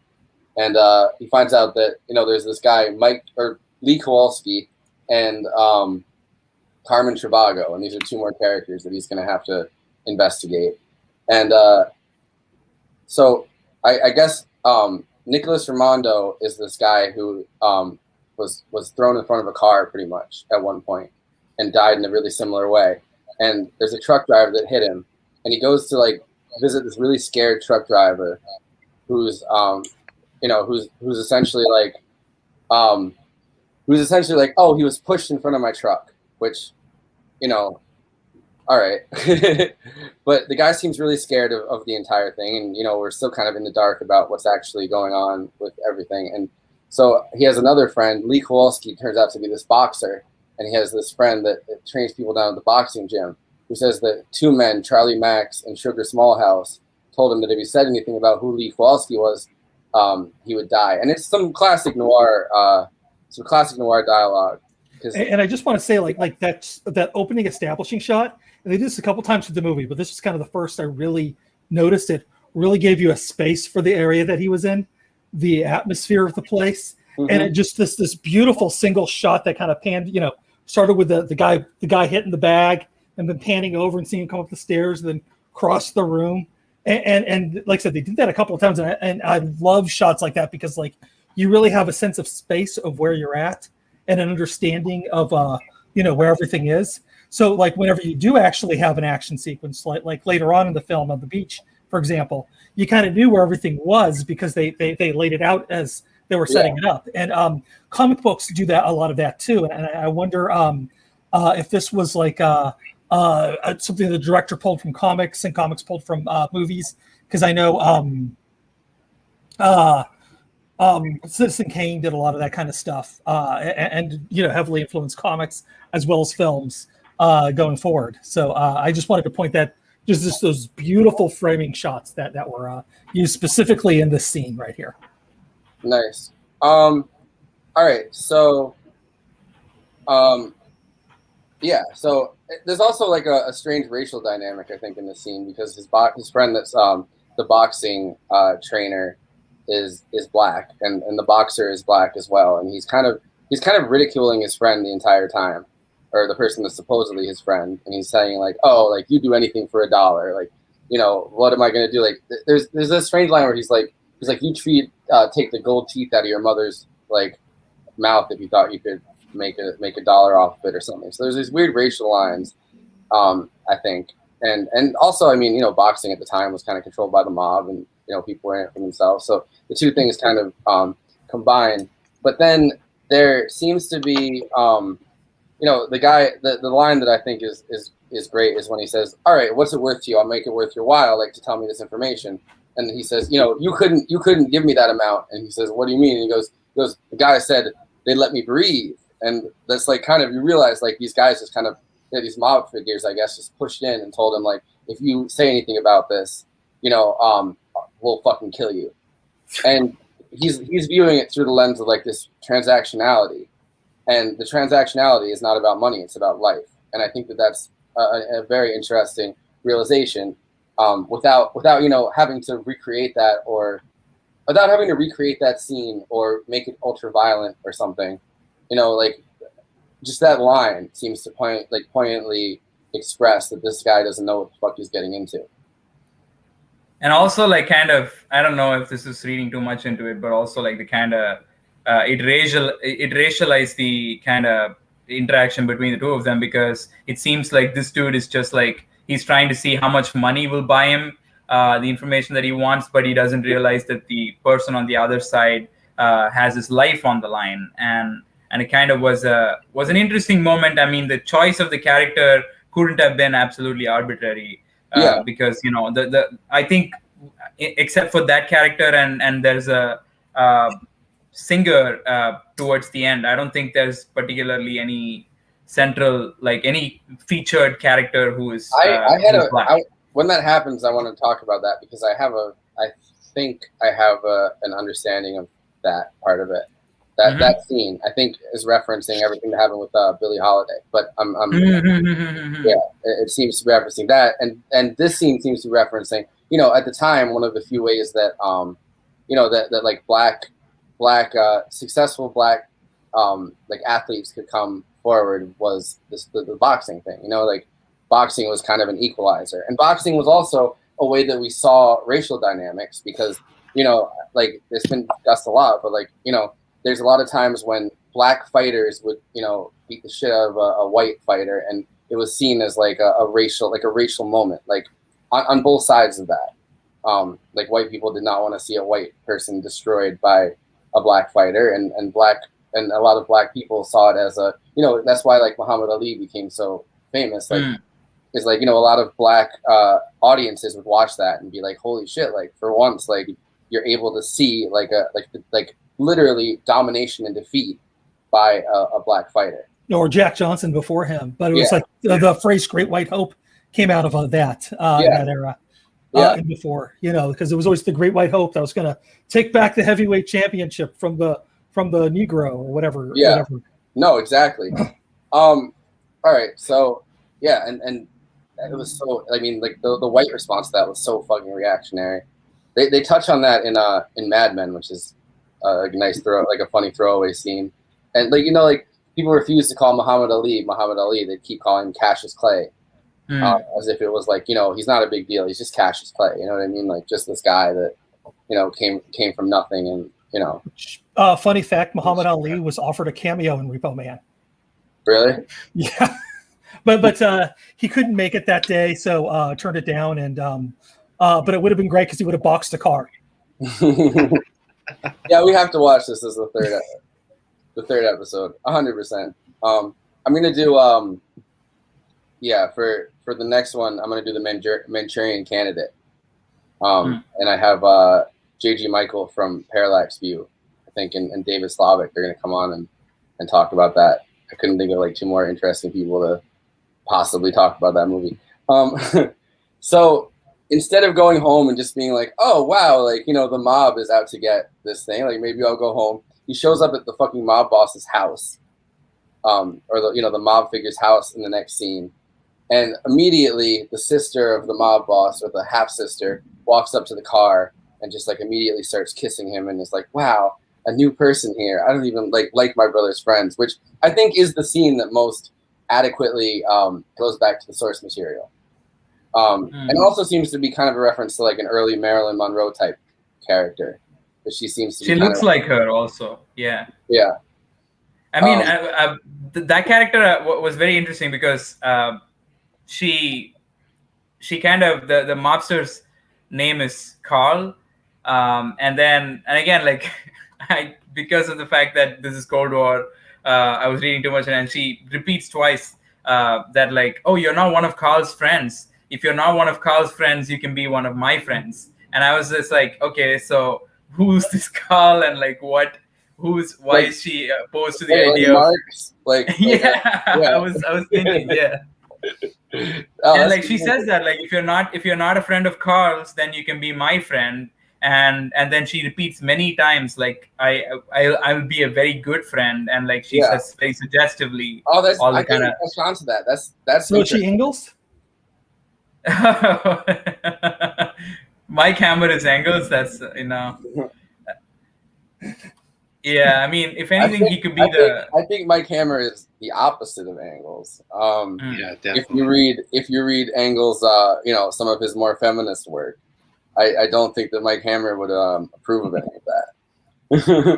I mean, if anything, Mike Hammer would be like a Nietzschean kind of character, typical kind of I'm trying to find my purpose in life, which is basically finding my purpose in life is my purpose, like kind of aspiring to be better than what I am right now is my purpose. And well, he's kind of a Randian character, right? Like, which interestingly enough, I don't know if I shared it in the group DM or whatever last night, but Ayn Rand was one of the only intellectuals, like I'm putting that in quotes and air quotes, intellectuals that was willing to defend Mickey Spillane at the time, which is very interesting. And later turned on him because she didn't like one of the morals of his book or whatever, like one of his later books. But during the Cold War, she was one of the few people that was willing to defend his books and was like, oh, I love the morality of it, which is like, yeah, of course you fucking do. He's a reactionary fucking fascist. Like, well, which brings me back to Frank Miller, because his book Dark Knight Returns is kind of a Ayn Rand version of Batman with a Mickey Spillane type Batman character. Yeah, it's Spillane spin to it. Yeah, it's a fascinating book. It absolutely is. But is that the Batman that was the inspiration for the 2008 film? Which the one with Heath Ledger. Yeah, kinda. I mean, I have an argument around that because let's get to that argument at the end of this. Yeah. You don't want me to. We're barely halfway through this. Don't get me started on Batman. Yeah, no, this. Well, see, I'll just put a little disclaimer. My take on comics is just a little bit less than Andy, so I know very little. Oh, all right. So that's more than a little bit less. Well, my thing with comics is just through Kevin Smith movies, which Yeah, we gotta do a Clerks episode. Hell yes. But yes. that's got to come. Like, I feel like right now going through like kind of a Cold War. We gotta work up to it. Thing. Yeah, that's honestly one of my favorite movies though, because it reminds me of like, like growing up in New Paltz. Like, people were just a lot like fucking Clerks characters, which New York, New Jersey, next to each other. Yeah. So he's walking into this gangster's house pretty much, and there's literally the most, I think, reactionary line in the entire movie. I really want to see like Mike Hammer as like men's rights activist, like because the line that she's like, oh my God. when she's saying like her she says the thing about like her she's like, I'm a very good friend, and he's like, can I give you a little advice? He's like, can you say this 2-letter word, N-O? And she's like, N-O, and he's like, remember that word's your best friend. You should use that word. That's the most misogynistic line of the whole thing. Here's another line in the beginning when he pulls over the car, and he's like, let me guess. It's a really weird fucking moment of dialogue, but he's like, let me guess. He thought no was a 3-letter word, and then he's like, I ought to throw you off a cliff. Which, like, so you think that she might have just gotten fucking sexually assaulted, and your response is, I should throw you off a cliff? Like, like, Mike Hammer is successful pickup artist, like men's rights activist guy. Mike Hammer is like Mike Cernovich type. I don't want Mike Hammer with a lisp. Mike. Mike, it's Mike Hammer. Open the door. You ever heard of QAnon? Mike Hammer, I'm here. I can't believe that like they kind of didn't make the more obvious connection with the hammer and the nail, but I guess like that was like an opportunity that got missed in the movie. Of all the corny lines that they missed out. That was a very missed opportunity. So hold on. So the two guys, Charlie Max and Sugar Smallhouse, that are going around intimidating everyone on Carl Avello's payroll, stand up when he comes outside, and they go into the pool house to try to fight him, and he immediately does some sleeper hold on the guy, and he falls back sleeping. And you don't even see; you just see their feet. It's great because like Well, you see him go, and then you hear him snoring. Yeah, but you're seeing it from like this low shot where it's just like their legs, and then you just see the reaction of the other guy, like, it was just I loved it. And the other guy kind of has the Peter Lorre, like his two eyes are facing opposite directions, which is I liked that because they have the thing on his face when he walks out backwards, the camera fucking tracks with him, and he's just looking inside as if he's terrified. So Carl Avello sits down with him, and I didn't totally get all of the dialogue in this, but so Carl Avello seems very friendly, like a mob figure would in every movie, pretty much. And he accuses him of putting the bomb in his car, and he admits him and says, it's a little bit. He's like, yeah, that was a little bit. What I don't remember exactly the term he uses, but like lowbrow or something like, and so he's basically going back and forth with this mob figure, like in the classic noir dialogue kind of way. And then at one point, he's basically asking for his price to stop, whatever. And I didn't totally get why he took such offense to this line, but he says this line. Hold on. He says that one line where he's like, yeah, just make an exploratory offer. To name your price, and all of a sudden, like, Carl Avello is extremely offended and is like, I think that time is long gone. Do you guys get really why? Because he's basically asking, what's your price? And he's like, I don't know what my price is. So he's like, you name a price. Is he just tired of his like going back and forth with them, or? Seems like a question of like loyalty almost. It's like, I can't believe that you would even go there. Like, it's the kind of thing that you're insulting the nature of this request, or like the demand that has been placed on you, or like the kind of thing you're up against, by even suggesting that you have a choice. is what I took that as. But on the other hand, that also kind of ties into this idea of it's interesting that there is a woman and then the mob and then his private eye practice, and then there's a woman associated with that, and then there's a woman associated with the big secret that he's after, and each of these is kind of like characterized by these interactions, different shapes of interactions with these women, and it's fascinating how in this scene, especially the mob character seems to suggest that he should have more of like a blinder kind of commitment to the ask that has been placed before him, which kind of almost suggests a form of like draft or like a Senate committee, hearing or whatever, that you kind of have to just like, fall in line and don't ask too many questions. And if you ask too many questions, you lost your opportunity. Now you don't have a choice. You have to be, you have to face the wrath of the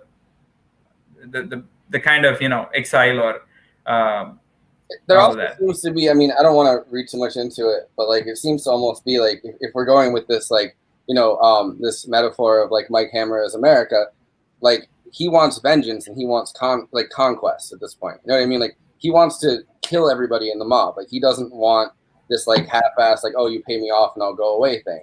And it's kind of like almost like an old world mentality of like, all right, we'll pay you off and you go away and you handle your stuff and we'll handle ours. And he's saying like, no, there is no price. Like I don't even know what I'm fucking looking for. Number one. Number two, like there's no price. I'm just here to fucking destroy you.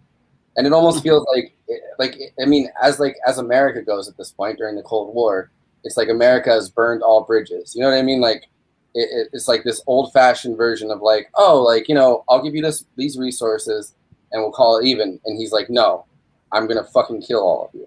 I need to be the dominant one. I need to, this is not about resources. This is not about money at this point. This is about power.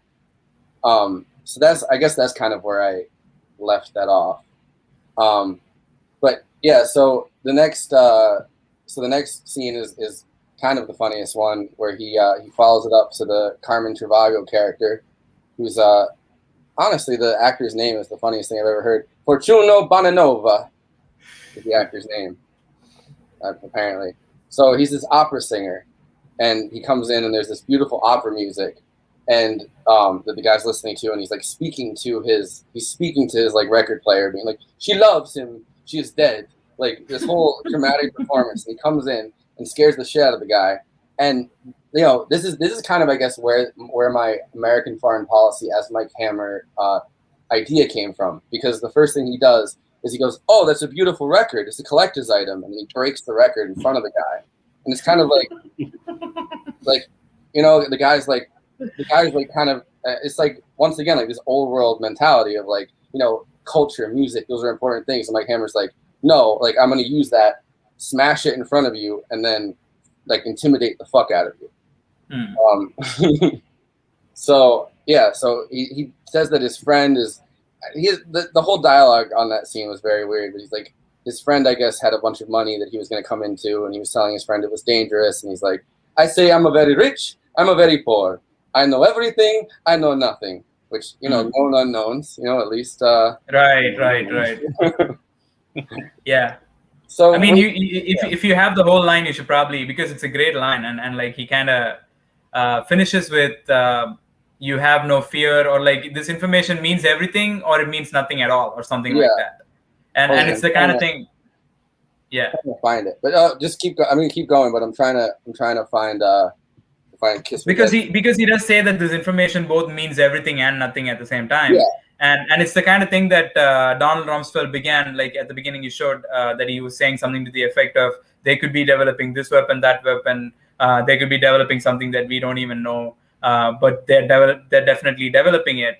And I guess like that scene kind of clearly lays that out, like that particular line, especially the whole, we don't, what is it, fear, it means everything and it means nothing at all. I think that's the kind of phrasing.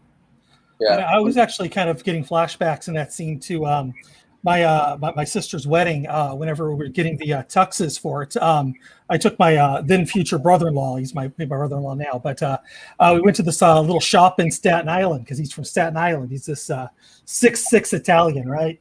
And so we get to this to the shop, and it's like this little Italian guy is working there, and he's just like, oh yeah, and he's like telling all these stories, and you realize like partway through the story, he's telling stories about the characters from Goodfellas and telling stories from characters from Donnie Brasco and like there's like he's just like, but I never asked him what was going on, and it's just there was something about the opera singer that reminded me of the guy who just wanted my brother-in-law to have the perfect wedding, just trying to get everything just right, and when he was having he has alopecia, but the thing is though, which means he has like no eyebrows, no hair, but he still grows a little bit of peach fuzz on top of his head. And he wanted to get that shaved off. And one of the things he always finds relaxing is to have it done with a hot shaving cream and a straight razor. And he's like, I can't find a place to do it before the wedding. I don't know what to do. And the little Italian guy's like, call my cousin. He got you. He's right next door. You do up really good. Just tell him I sent you. Tell him you're getting married. But it just very much reminded me of this character in the movie. Yeah, I don't see that. For some reason, I can't find that quote, but he says, I do like the quote where he goes, please, what do you want to know? I tell you. Raimondo is my friend. Very sad. Always sad. He's how you call engineer, scientist. Very smart, very bright, very sad. He goes, why was he murdered? He goes, what was he so sad about? He goes, well, for the way the world is. You see, very sad. Like, I remember the line was something like, he says, I've been very rich. I've been very poor. He's like, this means everything. This means nothing at all. Which I think is an amazing line of dialogue. Considering like it's kind of a metaphor for the Cold War, right? Like all of this in the end doesn't really mean anything. I mean, we're kind of getting scientists from Europe to come here and work for us to develop like these nuclear weapons and to develop like all these different things for the CIA. Which I don't know if they knew about that part of it yet, but like all of these different technology. And and that was like reported in newspapers. Like at times they would push back on Operation Paperclip, which was when they were bringing the Nazi scientists in, and they would push back in papers. So like we knew about that, and we knew about they brought in Nazi spies as well to do Cold War activities. So it's like kind of this thing. Like all of this is kind of meaningless in the end. So yeah, I think that's a great line of it. But like I don't know, the scene I remembered from this because I watched it in college. I took a noir class, so we watched like something like 15 noir movies in 15 weeks or something, and it was a great class. And I actually sent the professor from that class this, and I was like, at 8 p.m. we're going to be talking about Kiss Me Deadly. But I think that the scene that I remember the most is him breaking the record. And to me, in that moment, it kind of felt like this vision of America as kind of burning down everything that that I guess in the old world, or like in Europe or in all these different places were important, like burning down culture, burning down like anything intelligent. Like there's no intelligence, there's no music, there's no art. It's not important. Like the only thing that's important is like beating the Soviet Union, and it kind of felt like that in that moment. Like the most pure distillation of it. The entire movie and the development and the building of Mike Hammer's character, if you see the arc of the character, doesn't tend towards like horrific realization about the truth, but more like a surrender to it. That like he kind of sees the power of what he's up against every second, and he sees it more and more increasingly. And in the end, he kind of folds. And you could argue that like he basically... I don't know if you could even consider this to be like a recruitment movie of Mike Hammer into the kind of troops of the Cold War, because he's like, here he is, he's an internal actor who's just like fighting his little, like as you said, he's like a petty thief type of character, but like a petty kind of small time guy. Penny Ante. Sorry, yeah, I confused two things. But basically he's a character who doesn't really have any, he's not part of any institution. He's not got any institutional backing. He's a maverick guy. He's just a solo character, and he has this sidekick woman whose whole purpose is to help him. I don't think she has any definition beyond that. And thanks to she's essentially prostituting him. For him, right? Like she does. Yeah. She basically. I mean, come on. Like if that is not more obvious than anything else, right? Like she sells herself to serve him in a kind of way. Yes. And all said, like this is the scene in which like he kind of starts to see the power of what he's up against, and every scene from here on, he tends to become more and more cowed by it, and be like, wow. And I remember at one point, I'll let you get to it, but like that he actually visibly kind of almost gives up. And I would like to discuss that. And I wanted to touch on that. I wanted to touch on that when it appears, and that is something that I wanted to talk about, for sure. So, all right. So basically, he's challenged this mob, not even knowing what he's looking for, not knowing what he wants. He's challenged the mob and basically said, "Oh, fuck you! I'm going to keep going." I mean, essentially, you know what I mean? So he drives to see Carmen Trivago, which I kept on thinking about. Where in the world is Carmen Sandiego?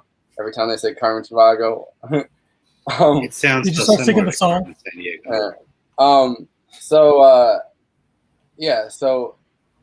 Nick has done the investigating and he has some information about the car bomb. But he needs to secure this woman that this Lily Carver, the roommate at his place. So he needs to make sure that she gets to this place. So he leaves for like a little bit, and Nick crawls into the car. Va-va-boom! To work on it, and he's working on it, and once again you only see the feet, which is like a repeated motif throughout this movie. You know, you just see the feet, and then you see the lever underneath the car. So he's working on the car, and somebody, you know, who you assume is probably the same guys whose feet you saw last time, pulls the lever and crushes him underneath the car. Which I think once again this movie really shows when it comes to like these grotesque, like disgusting murder scenes, like. Sometimes it feels like the less you see, the more impacting it is. And I think that there's an argument that the Hays Code, you know, kind of had to make directors almost like ingenious about the way that they did this. Right. Because I think that if we saw him get crushed from like a distance and we saw it in the most like gory, grotesque way you possibly could, it wouldn't have had the impact. It would have been like, all right, well, here's another like incredibly disturbing scene. And it wouldn't really, like, you know what I mean? So the fact that you don't see it makes it so much more resonating, I think. The next scene is... sorry, yeah, go on. Go ahead. Well, I was going to say that the fact that you don't see it, it's kind of like in suspense in a way. It kind of leaves the audience kind of feeling that they know that something like that has happened, but it's like in suspense and like a great sort of, what do you call it? So he comes back and the friend is holding Nick's hand and he's like, crying, and he's like, "No more baba boom," which objectively a funny way to report that your friend's dead, but you know, whatever. Wait, does he say that? I feel like he's like Nick's dead, no more baba boom, don't go baba boom. Wow, yeah, that is wow. I'm actually I can't believe I missed that. Damn. But when my wife passes, if she passes before me, that's how I'm going to tell the children. Oh man, that's dark. I don't even feel good about laughing about that. No more bababoon. So no more bababoon. He drives to Belda's apartment, which once again it kind of sucks that we don't see what she's been getting up to the whole movie because it seems incredibly interesting. She claims that she seduced someone who's doing an art collection, and finds out the lead or Dr. Sobrin. And she's like, "Does that name mean anything to you?" And he tells her that, that Nick's dead. And, you know, I think the best line in the entire movie, which calls back to, it calls back to this whole known unknown thing. You know, her line about the great what's it, which I'm trying to find it. He goes, "Mike, all your friends are going to get it one of these days. What is it you're after, Mike?" And she says, "Something Nicholas Raimondo had and the girl knew about, something very valuable. Is it worth Nick's life or Christina's or Raimondo's or Kowalski's or mine?" He goes, or Lily Carver's or Christina's roommate, which honestly makes her point. Like, you know, it kind of just makes her point. But all right. There was a double in my apartment that tried to get her last night. And he goes, "They, a wonderful word. And who are they? They're the nameless ones who kill people for the great what's it." Does it exist? Who cares? Everyone everywhere is so involved in the fruitless search for what? Why don't you turn her over to Pat? It's his job to protect her. She needs protection. Or to question her if that's what's needed. Why are you always trying to make a noise like a cop? Which I think the great What's It kind of embodies this movie, because throughout it, he doesn't know what the fuck he's looking for. You know, like he's just after something. He's after revenge. He's after vengeance. But he's also after something. Like everybody is getting killed for some reason. And he's kind of just pushing it to the limit of that. And instead of just like falling back and going, you know what, like I need to just, you know, leave this situation. Like he's pushed past that. And he's just meddling in things, which is why, you know, the American foreign policy metaphor, I think, is great because, you know, we kind of are obviously always pushing our way into countries, meddling in those countries, being incredibly violent, destroying them, and not quite ever knowing, like, what we're looking for. And I feel like that kind of distills the point of this movie. And continually as the movie, you know, as we get to the climax, distills the point of this movie. I like your interpretation of the novelization of the screenplay as speaking to against the novelization. Yeah. Because the great What's It, I can imagine that being a very innocuous, like even they live type of like truth, which is that like it's a very, you know, you're being controlled, you're being played, you're being tricked, you're being deceived type of big lie type of truth that's being insinuated. But on the other hand, you do see that like the kind of intangibility of the What's It becomes like, especially in the case of a person like Donald Rumsfeld, since we began talking about him, the question of like, why are you doing this and why are your friends doing this and what does this even involve? The story unwittingly tells on itself because of Mike being the reactionary character that he is, the What's It that he is after is also the thing that he is reacting against in the first place, which is the thing like that remains unresolved for him. And I mean, like I have a way to tie this all with the ending, which is kind of interesting that like the ending actually offers a commentary on this. I feel like which I'd like to hear your thoughts on when we get to it. But I'll let you get to it meanwhile. I mean, you know, we're getting closer and closer. So he we're in the second scene now. Yeah. Second before last, I feel like. He's just woken up. He doesn't know who he is. He finds out his name is Jason Bourne. And he's Matt Damon for some reason. Yeah. Yeah, man. There's like 50 Matt Damon references that I can just quote right now, but I won't do it. That's like the first person I think of. Yeah, Matt Damon, Jason Bourne. Yeah, so he's realizing that. Well, all right. So this is the next scene is he gets drunk, and it's the Billie Holiday scene, and I think that directly references Billie Holiday and the problems that she had in the 1920s. It also, I don't know for sure if they're going this deep with this, but you know, Billie Holiday is obviously her. You know, there's various accounts, I guess, of whether when she was stopped for drugs, like whether she actually had the drugs or whether they were planted on her, like she claimed. But you know, in the original novelization of this, the great What's It is heroin. Like in the end, he finds out it's a shipment of heroin in a box. Like that's kind of what's been in the box the whole movie or the whole novel. So it's interesting that you know, so she's singing and he's at the bar and you know. He's talking to the bartender and pours the bartender a shot, and they have this dialogue. And he tells the bartender that Nick's dead, which you know, I guess they all hung out at different points and you know together, and I'm sure they had a lot to talk about. And and the bartender also makes the bartender. He's like Nick's dead, and he's like no more Baba Boom or something like that, or like says something about Baba Boom, which I'm like, okay, like. Yeah. So after that, he's ridiculously drunk, passed out on the bar, and he drives to the gas station, asking who the letter was addressed to from the gas station in the beginning. That Christina Bailey clearly asked him to take that package, and the guy says some joker named Mike. So he follows it up to the office. He opens the letter, and it only says "Remember me." All of a sudden, from behind him, the two mafia goons once again.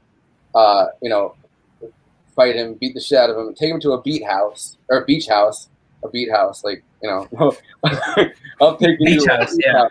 Yeah, so a beach house. And there's that really beautiful scene. It is a really beautiful scene where they're filming them kind of fighting on the beach, but you see like that sprawling beach landscape. And and again, it's a pan that they do that where they really show you where they're at. And it makes the fighting almost seem futile, I think, right? Like the way that the beach is so beautiful and they're kind of just like tripping over themselves to fight on it. I think those weird cuts too. They go all the way. Sorry, yeah, go on. No, every single time they punch them, they just cut to like this reaction shot of getting hit. It was just it was interesting because Three Stooges. It's almost like Three Stooges-esque, I'd say. Kind of. Yeah, they go into the water, and like for some reason they go directly into the water. Like they actually push each other and make sure that they go into the water. And I mean, like it's funny. I grew up watching Tamil movies. Like Indian movies are kind of notorious for this, where the kind of action choreography is not, especially in the older movies, the action choreography is not on point enough. So you will see the way by which the actors are guiding the action in a particular direction, that they're like, hey, you got to go in that direction. And some places you'll even see, because the editing is not sharp enough, that, you know, the actor is somewhat even telling the character to go fall in this direction as he's punching and stuff like that. So here it kind of felt a little bit like the what's his name, Mike Hammer, was almost like directing the people through his like punches and shoves, that like, hey, you should go into the water this time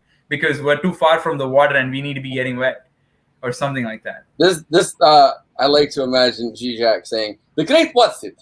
The great what's it? I think it's very telling. The great what's it? What is it? The absence of ideology. The absence of ideology. That's the Yeah. Mic drop. What is in the box? It does not matter. It's the absence of ideology. Calling us forward. So makes sense. So, heroin is absence of ideology. You're getting rid of everything. Right? Superstructure comes falling. Yeah. I think it's really funny that. All right, we'll talk about this at the end of this because I want to get through it. But I have stuff to say about the differences between the novelization and what they were allowed to do because of the Hays Code and the ways that they changed it. And I have a question about that at the end.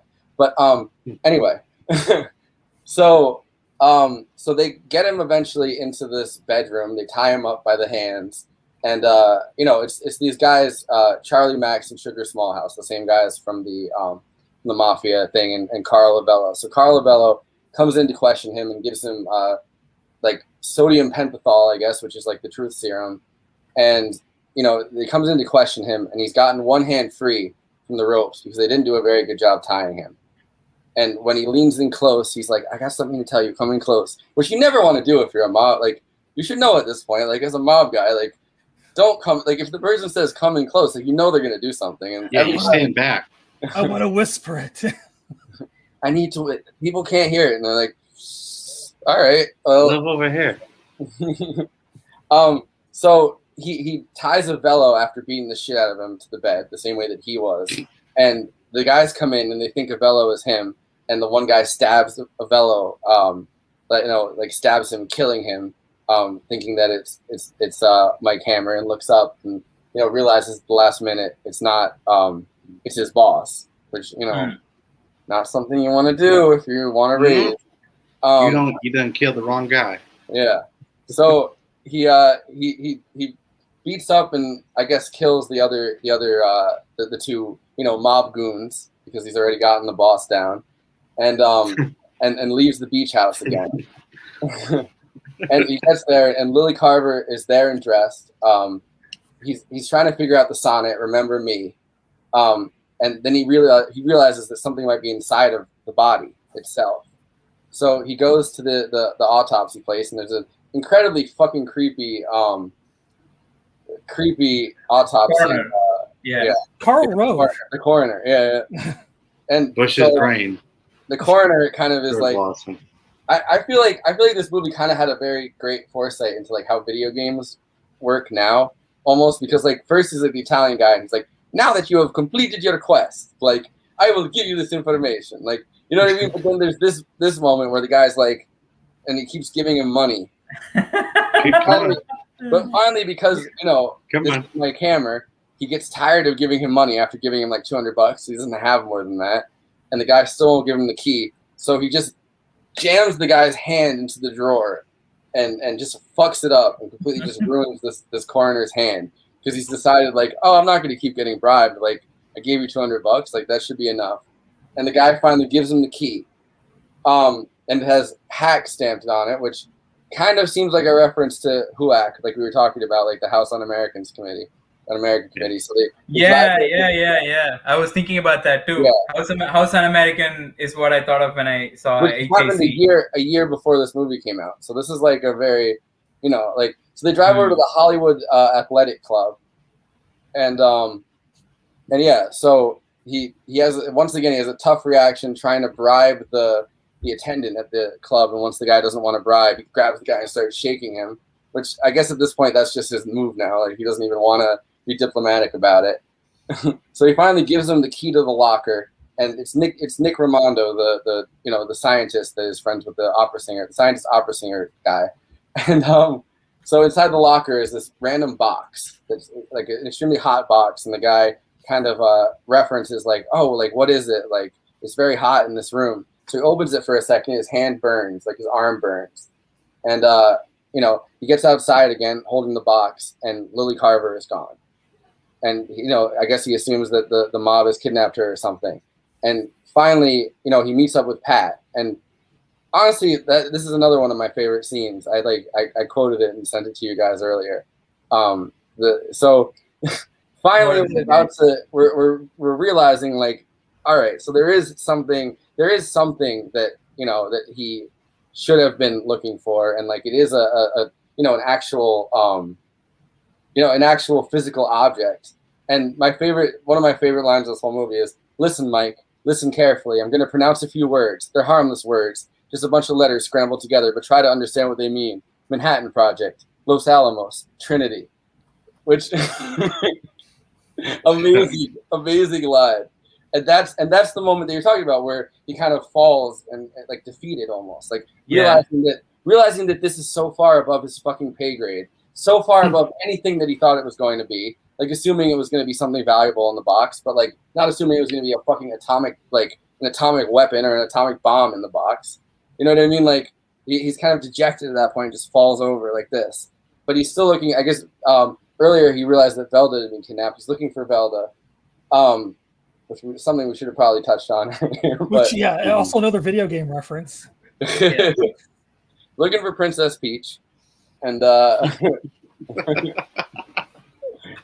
or Daisy.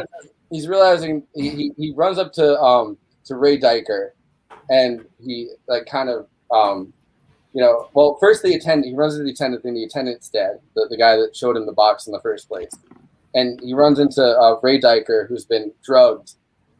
I guess this is a mob guy. I don't really know who this is, but he runs in and the guy's been drugged, and he looks at the bottle of sleeping pills, and it says Dr. Sobrin, who's the original person that Velda said his name, and said, "Does that mean anything to you?" And all of a sudden the name is ringing out in his head, like, "Does that mean anything to you? Does that mean anything to you? You like that?" or something, which is just a very sexual way of like, being like, "You like that? Does that mean anything to you?" I don't know. It was funny. Right. Kept ringing and out. Also the name his name is Soberin, and it makes sense now because it had something to do with heroin. I wonder if it's the same in the book as well, like or if it's Soberin in the book as well. Yeah. So he runs back to the beach cottage. The beach cottage that Dr. Soberin is staying at, because I guess it's his beach cottage. And Dr. Soberin's getting ready to leave, and it turns out Lily Carver, or the person he thought was Lily Carver, one of the things that Pat has told him is that the real Lily Carver has been found dead in a river. So the person that he thought was Lily Carver the entire movie is not. And the woman that he thinks is Lily Carver, they have the box at this cottage, and they're standing there. Like, and she's asking like, "What's in the box? What's in the box? What's in the fucking box?" No. He's trying to explain. He's trying to explain that the thing in the box, you can't split it. Like, it's just one thing, and he wants to give it to her, and she decides, you know what, I'm just gonna take it. And so she shoots her fucking boyfriend or husband or whatever because she wants to see what's in the box. And so he falls back dead, and the last minute he's like, I'll tell you where to bring it to, but don't bring it there. Which, dude, just die. Like, don't say that. Like, just, you know what I mean? Like, so Finally, she. Although you missed my favorite line though, the whole What? like, women are like with your cat-like instincts or whatever. I don't. Oh, what was it? It was about women are like cats. Yeah. He also makes some weird. Like a bunch of like Pandora's box references. Obviously, that's the most Pandora's obvious. box. Yeah, I remember that. He makes a reference to King Lot. He makes all of these like mythological references and like biblical references while telling her that that's why he wants whatever's in the box. Yeah, So and being kind sexist in a weird way. Yeah, sexist, but also academic. Yes. That's what we were going for with GTA. Just kidding. That's why we supported Bernie Sanders. Yeah. Yeah. You're Good just point. like all of you women watching, just like Queen Lot. I don't understand. Pandora's Don't box. understand. You vote for Joe Biden, you'll turn into salt. No, so there's all these sneaky sexist references, and he's kind of toying with her and assuming that they're going to go away together, but she just decides to shoot him because she's now obsessed with finding out what's in the box. What's in the fucking box? So, so in the end, Mike Hammer comes in. She shoots Mike Hammer, and then she finally opens the box and catches on fire because she somehow let off this nuclear weapon that they've nuclear no, this nuclear weapon, this atomic bomb has just been let off, and everybody's so the house is now on fire. Somehow it doesn't take out everything, but the reaction from the atomic weapon sets everything on fire, including her, which is a reference to the novelization, because in the novelization she gets too close to a flame and she catches on fire in the end. That's the last scene of the novel. So he finds Velda, he beats in the door to rescue her, and everything is caught on fire. And so they escape. They go into the water. Yeah, they go into That's the water. the last scene. Yeah. Yeah. Once again. So the movie's and I definitely want to talk about this. I gotta run to the bathroom real fast. I'll be back in like a minute. But yeah. You're just the subject. Oh man.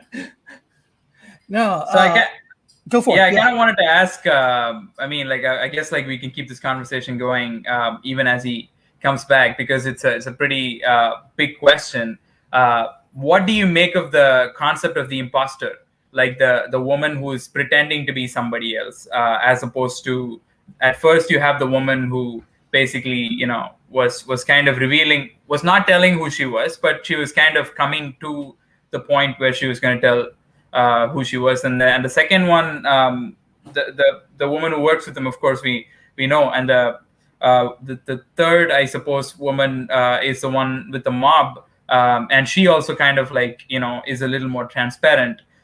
Despite and again, like all three would arguably fit the category of like the femme fatale and a person who femme fatale and would basically be a destructive force unto themselves. But the last character is the only one who pretends to be somebody else, which kind of like struck me as odd, and also wondered if that was like some kind of anti-Soviet reference, as opposed to like more of a, on this side of the aisle.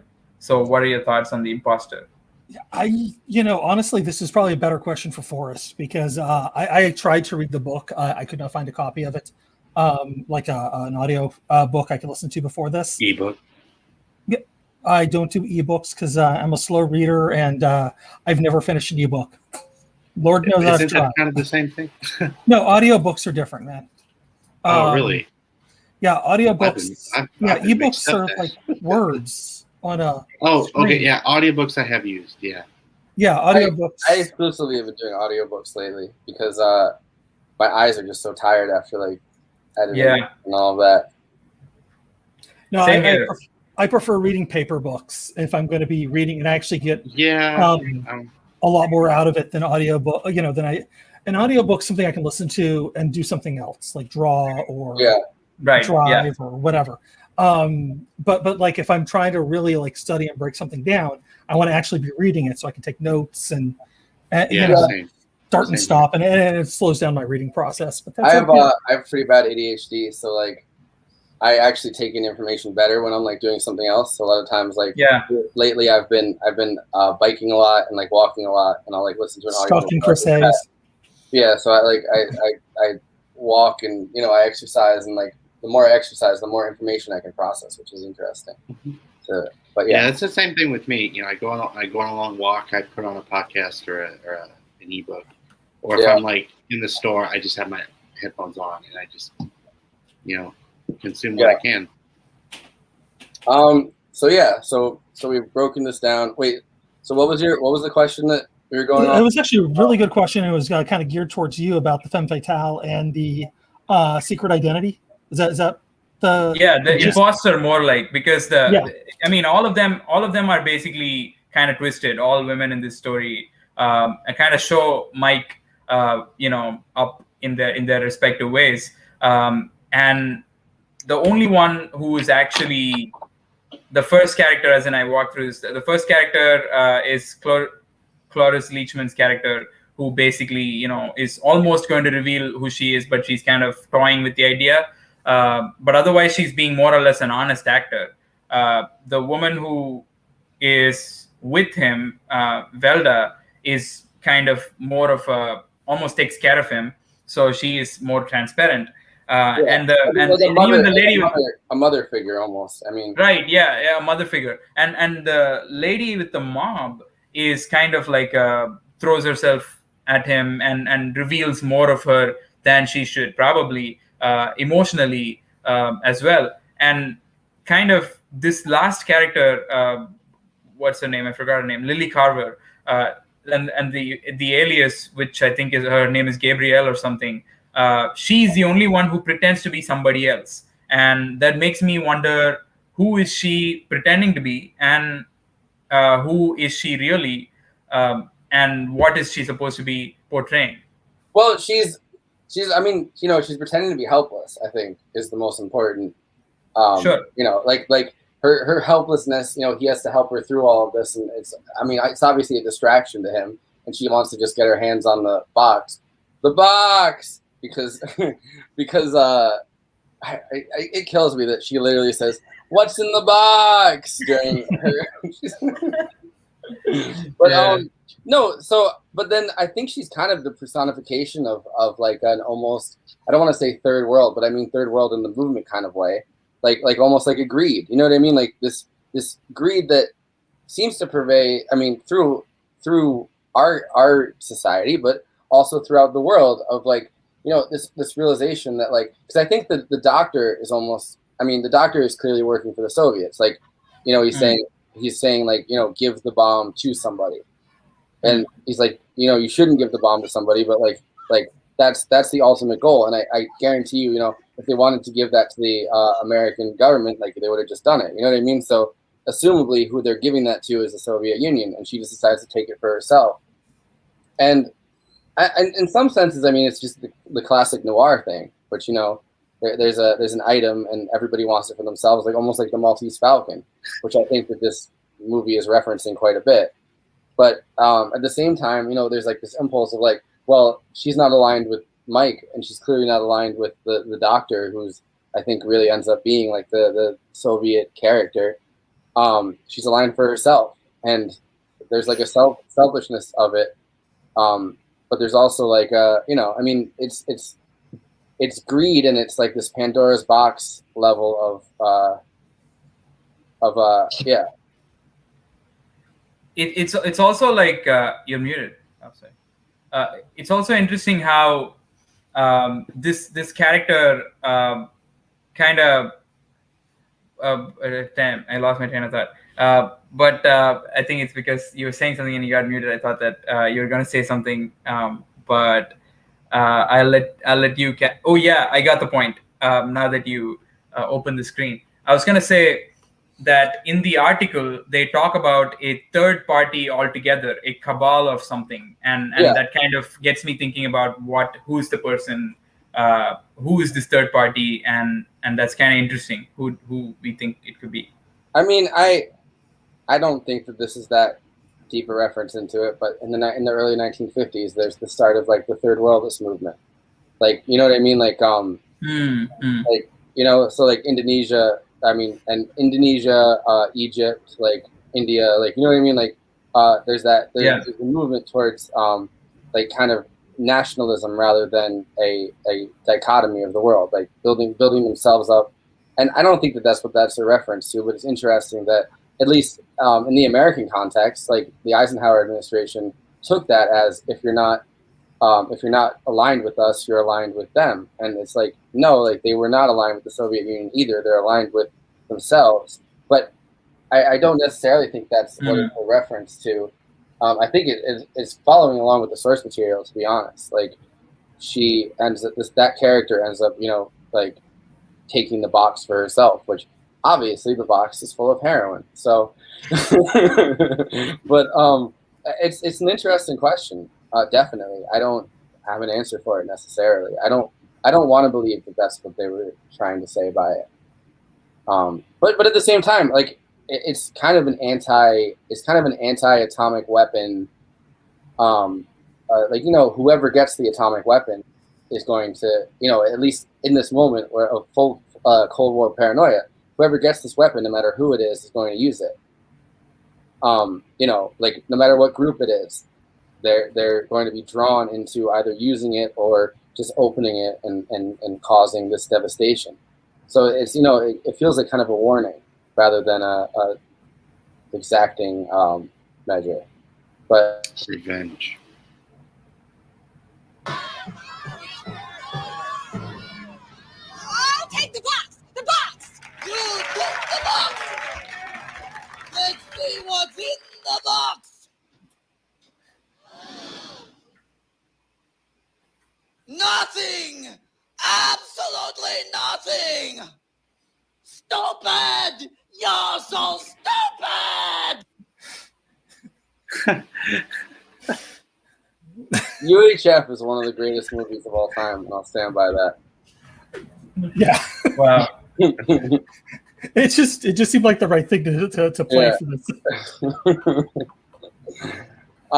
Yeah, I wanted to. We weren't going to survive if I did this on YouTube, like, but I wanted to cut her saying, "What's in the box? What's in the box?" with Brad Pitt going, "What's in the box? What's in the fucking box?" Yeah, that's funny. Was that a reference to this, you think?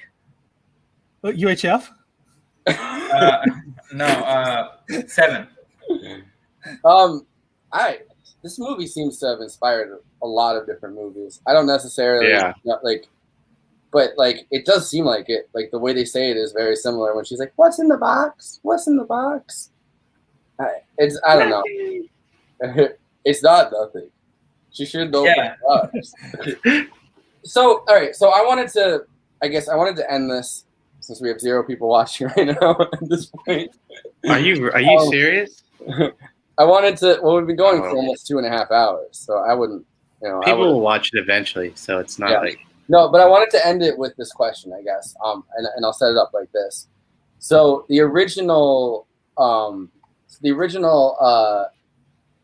of the novel is that, you know, it was an anti, not necessarily anti-government, but like an anti-court and bureaucracy kind of message where. Oh, someone's watching it again. Thank God. All right, we can go for another 40 minutes. No, so there was like, so kind of originally Christina Bailey. I don't think that was her name in the novel, but she was kind of been a rat on the mob, which it continues with the story of this, because in that the ultimate bad guy is Carl Lavello, who's in this seems to be a very low figure. But in the novelization, it seems like the end goal is to bring down Carl Lavello, bring down the mob, which is already a big enough task for Mike Hammer to achieve, like without adding the atomic part of it. But Carl Lavello is in love with Lily Carver's character, you know, not actually Lily Carver, but that character. And he ends up owing a bunch of money to like mob bosses overseas because they use all this heroin. So he's supposed to be like this figure that brings the heroin into the United States. And they use all this heroin together, like literally thousands of dollars worth of heroin, and then like kind of dip on the mob. And he's kind of working back his debt. And he's like this figure, like this shadowy figure that could be anybody and looks like a businessman. And, you know, the way that Mickey Spillane describes all of his associates, it's a very Mario Puzo like way of looking at the mob, because they're all these like businessmen looking figures, I guess, that could kind of, they're like everyman. And in the end, you know, there's this shipment of heroin that they're supposed to be selling back. And that's what's in the box in the end. And just as she tries to shoot Mike Hammer a second time, she catches fire, which is clearly what the reference to her, you know, going up in this blaze is. But with the original script that they Stairway to Heaven. Yeah. There we go. The original script was a lot more like the novelization, but they decided they didn't want heroin in a movie on the Hays Code, and they didn't want this kind of mafia like back and forth, like you know, because they were too brutally going after these gangsters, I guess, and the moral was too obscured. So they changed it to too dark, probably. Yeah.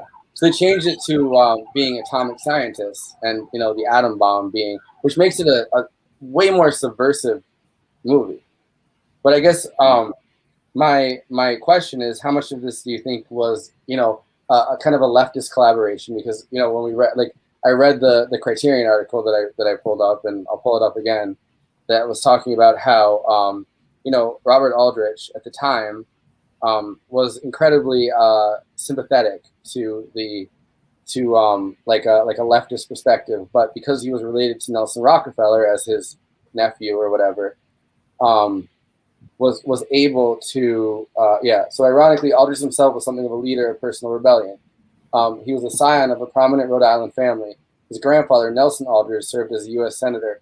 His uncle was ambassador to Great Britain during the period Kiss Me Deadly was made. His aunt married John Rockefeller, and his first cousin was Nelson Rockefeller. So he was able to kind of make this because the House Un-American Activities Committee refused to go after somebody that connected to the Rockefeller family. But at the same time, his view and you know, Bezeride's view, who wrote the screenplay, was you know, we're very sympathetic to not a Soviet perspective, but a leftist perspective, in the way that kind of new left figures were later on, you know. So he kind of considered himself like a fellow traveler, and like one of the few fellow travelers that could get away with this, because he was so connected to like people that were like, it would be like you know, being connected to Nelson Rockefeller and the Rockefeller family would be like, you know, if it was like Jeff Bezos's nephew. You know, like Jeff Bezos' nephew, or like Bill Gates' nephew writing this. Bill Gates' nephew would probably be more appropriate, I would imagine. Yeah. Or Hunter Biden. Yeah. I mean, Rockefeller is huge, though. No, Rockefeller was like the richest family. Like they were the most one of the richest families currently in the United States. Yeah. And according to Alex Jones, they're trying to turn America into communist China.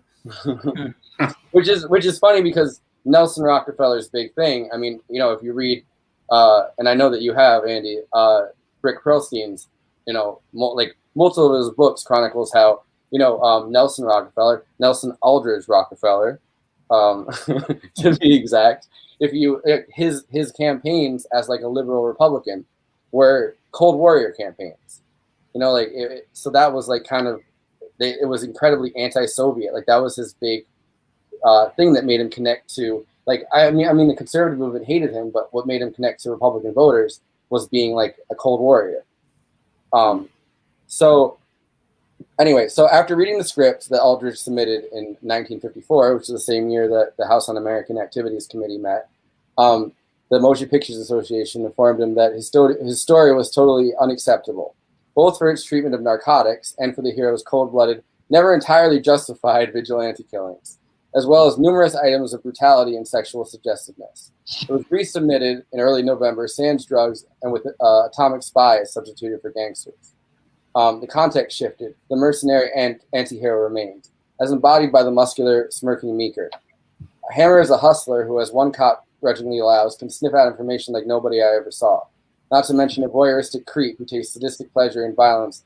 See, their Criterion collection is way more forceful on this on their treatment. Well, I have to say, Forrest, we're gonna have to probably do an episode dedicated to the MPAA because there's a documentary. I don't know if you've heard of it, called "This Film Is Not Yet Rated," where it basically takes to task how the Motion Picture Association of America works and how they go about rating movies based on subject matter.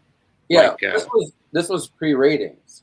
This was from the 1930s to the 1960s.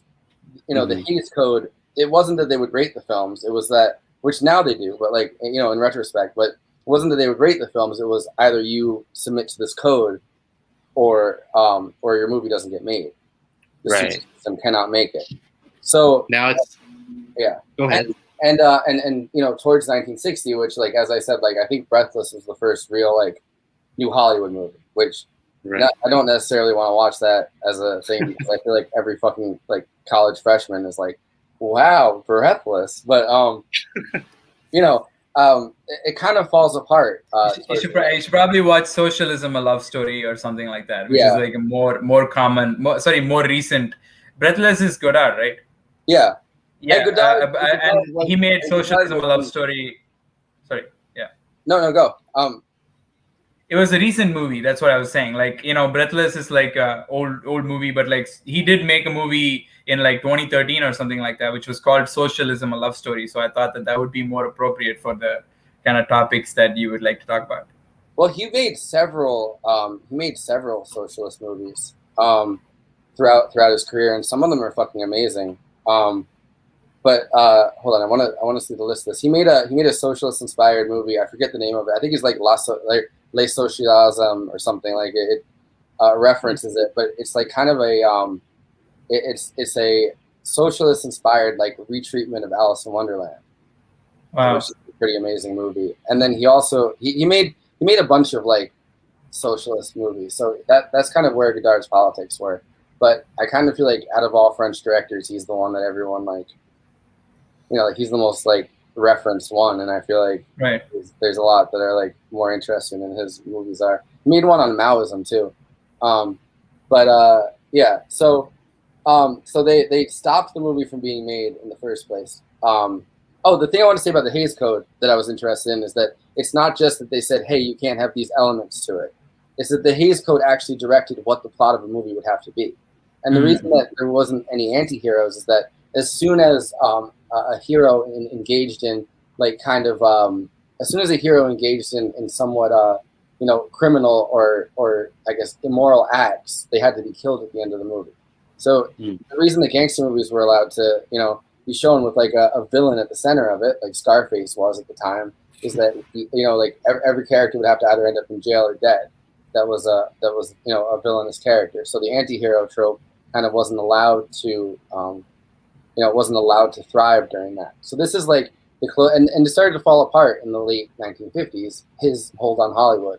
So this is kind of during that. I don't think this would have been allowed to be made a couple of decades before that. But so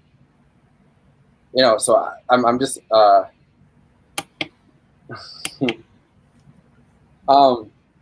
so yeah, so the movie stops in his tracks to focus on his excited grin as he snaps a collector's priceless record, a crime also committed by the punks of Blackboard Jungle, or slams a desk drawer shut on another potential informer's fingers. So it's extremely interesting that this is made, and gets through despite the fact that the House Un-American Committee, the House Un-American Activities Committee, is only working through stuff a year before. So this is at the moment of maximum Cold War, paranoia. So I don't know. So I guess my question is that, you know, originally they wanted to stick with the heroin mafia elements of it, and obviously you couldn't. It's interesting that they would allow you to stick with the whole atomic spies part of it. You know what I mean? But like, I guess how much of this was their leftist treatment of it, like kind of inspiring it, and how much of it is, you know, how can we work around this code? Or maybe they're one and the same. I don't know. So I wanted to pass that off to everyone before we ended. I mean, I like the idea that it's one and the same because I think that's what personally I say that's what like I have always found inspiring about a character like Dalton Trumbo and all of these guys who came out of the blacklist.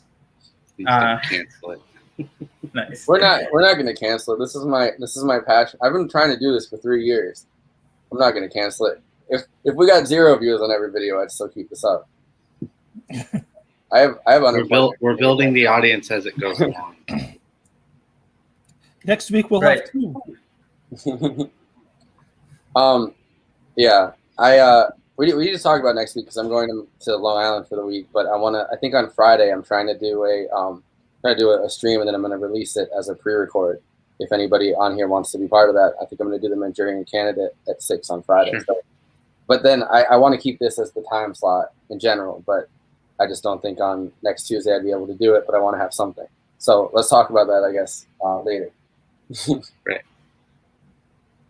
But yeah, anyway, so that's my question about it. I think that, you know, they did act, I guess, in the end, as it says, like, you know, right before it was released, the Legion of Decency, which I don't know if that was an actual, I don't know if that was part of like the Motion Pictures Association of America, but they demanded over 30 changes, cuts, and deletions. And so Aldrich made very minor cuts, I guess. So I guess my question is, is it one and the same? And I do like the idea that it's one and the same. I feel like having it be one and the same is kind of advantageous for a leftist because then you're solving 2 problems with one solution. And I feel like that was, again, like that's what was inspiring about Trumbo, at least as far as like the legend goes with getting the movie out of the blacklist and all of that, and how like he kind of wrote under aliases and like all of that stuff when he was out of work. And I think that like basically at this time, aside from the kind of diabolical, life-threatening situations that some people were put through, like and the kind of intimidation and all of that this entailed, the blacklist entailed, it did seem to have kind of inspired a level of daring in filmmakers and a level of strategy and a level of kind of creativity in purely, you know, subverting this, getting out of this blacklist and like speaking to this moment that they have risen up to it. Getting around the Hays Code. I mean, even if they weren't on the blacklist. Right. I think another movie that we should probably watch in the future, but I mean, not in the near future, but I think The Big Sleep does a really good job getting around the Hays Code at an earlier time. I think that sticking to these pulp novelizations of films, like I think maybe the fact that they were insanely popular, and I do like the idea that like they were kind of like the James Patterson novels of the day, like I think maybe sticking towards these, sticking with these pulp novelizations, maybe let them get away with more. Because it's not like, you know, these screenwriters are coming up with these ideas off the top of their heads, and then there's something that is accepted by American society. Maybe a rougher, more lowbrow culture of American society, but still a mainstream of American society. They're insanely popular, at least. It's kind of like when Neil Gaiman got in trouble for this comic that he did back in the 80s that was like super violent, and they went to trial, and they said, you know, how dare you publish such trash? And he goes, well, I adapted it from the Bible. And everybody's like, oh, okay, never mind. I call it trash. I meant class. How dare classy, not trashy. God, I love you. Please don't send me to hell. But yeah, that's kind of his defense, and in a way, it's kind of the same thing. It's like, this is a novel. A novel's supposed to be higher brow entertainment, even though, yeah, this is a pulp novel, which is lowbrow. But but insanely popular, which is the interesting part, right? Yeah, and it's the same with. I mean, there was also middle brow, because I think I think I just blanked on his Rick Perlstein talked a bit about middle brow in Nixon land. That we don't have middle brow entertainment anymore, and I think this kind of falls in that lost middle brow, because we really don't. I mean, it's either Marvel movies or like Quentin Tarantino's feet footage, and that's about it. Nothing in between. I like the comment earlier that the feet in this inspired Tarantino's feet. I mean, there were no women's feet though, particularly. I've only. This is all men. Yeah. There's only shoes though in this. I mean, I guess this was a particular trope of. Well, do you think Hayes would have allowed naked feet? No. I think so. The shoes inspired Elmore Leonard, who was a novelist that started writing around this time, and one of his tropes is going in immense detail and describing people's shoes. So obviously, this influenced Elmore Leonard, who is also considered a pulp writer.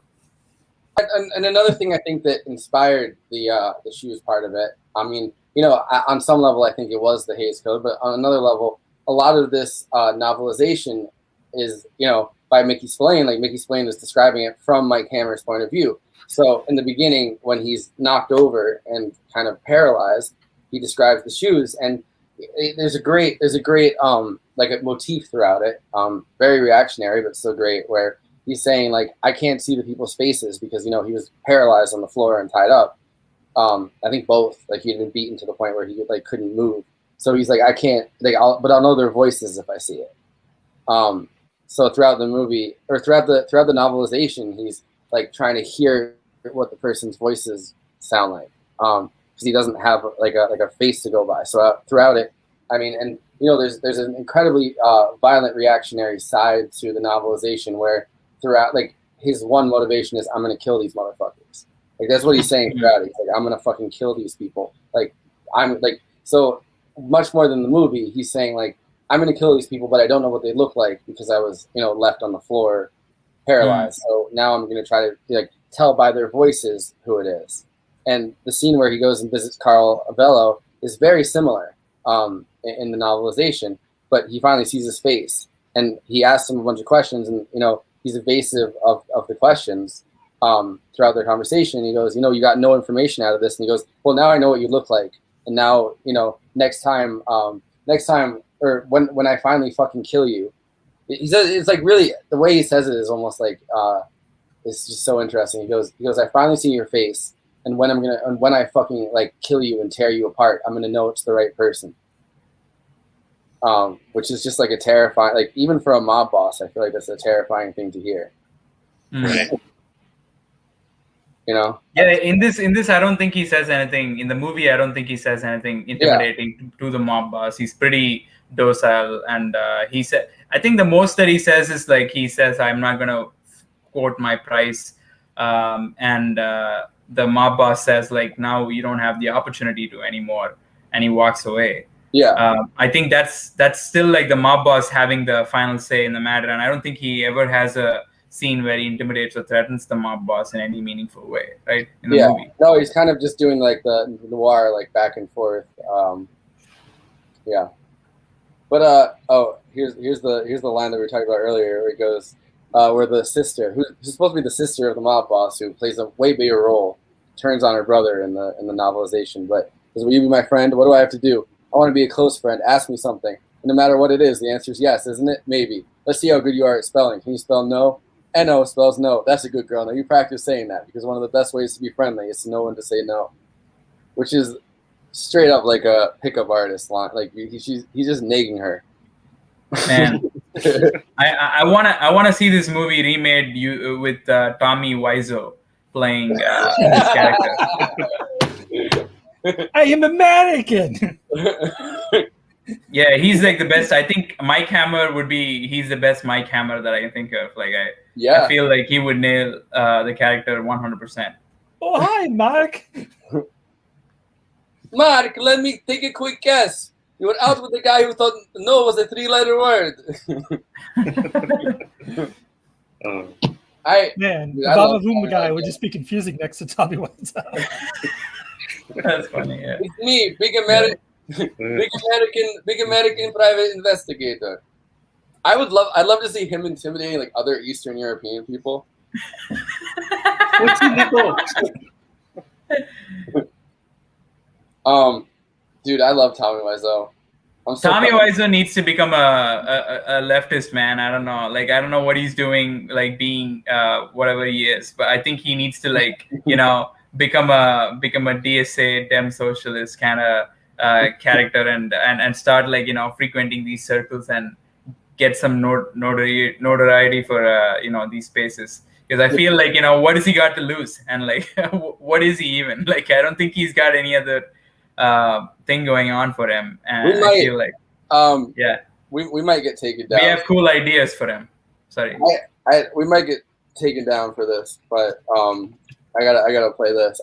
Hopefully we won't, because this isn't like we're not monetized right now. So hopefully you can play a video on YouTube.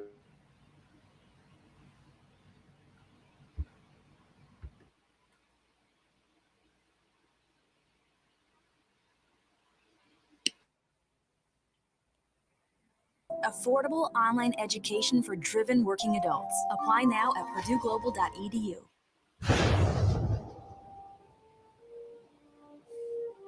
I did not hit her. It's not true. It's bullshit. I did not hit her. I did not. Oh, hi, Mark. What's new with you? Anyway, how is your sex life? You're just a little chicken.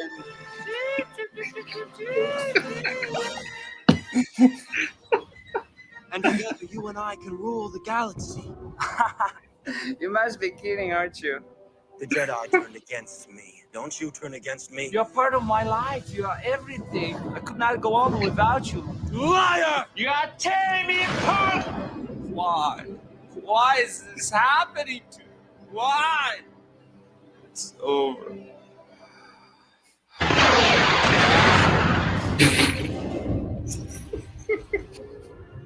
Don't worry about it. I still love you.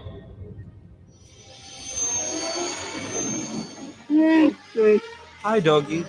I cannot tell you. It's confidential.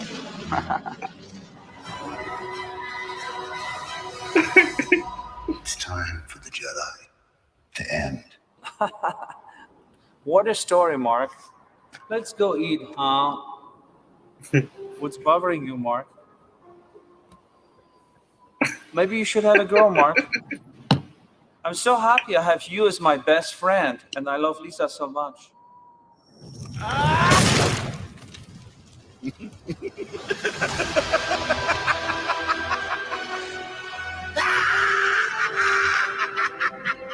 I love you. You know, people don't have to say it. They can feel it. If a lot of people love each other, the world would be a better place to live. Join me, and I will complete your training.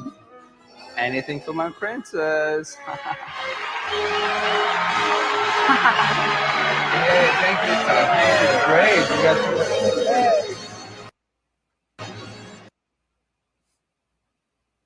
Wait, Andy, have you seen the scene that Tommy Wiseau recreated as the Joker in Dark Knight? No. Holy shit! I need to show you this while we're on and play it. Hold on. Oh, that was funny. That was hilarious. Yeah. No, but this is actually Tommy Wiseau doing this.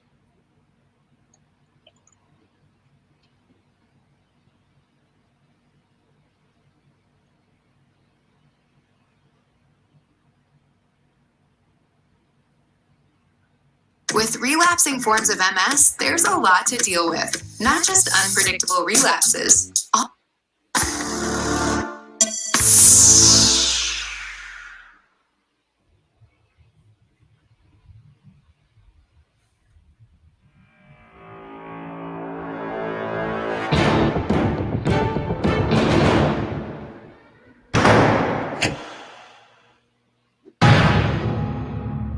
never start with the head. The victim gets all fuzzy. He can't feel anything. You see?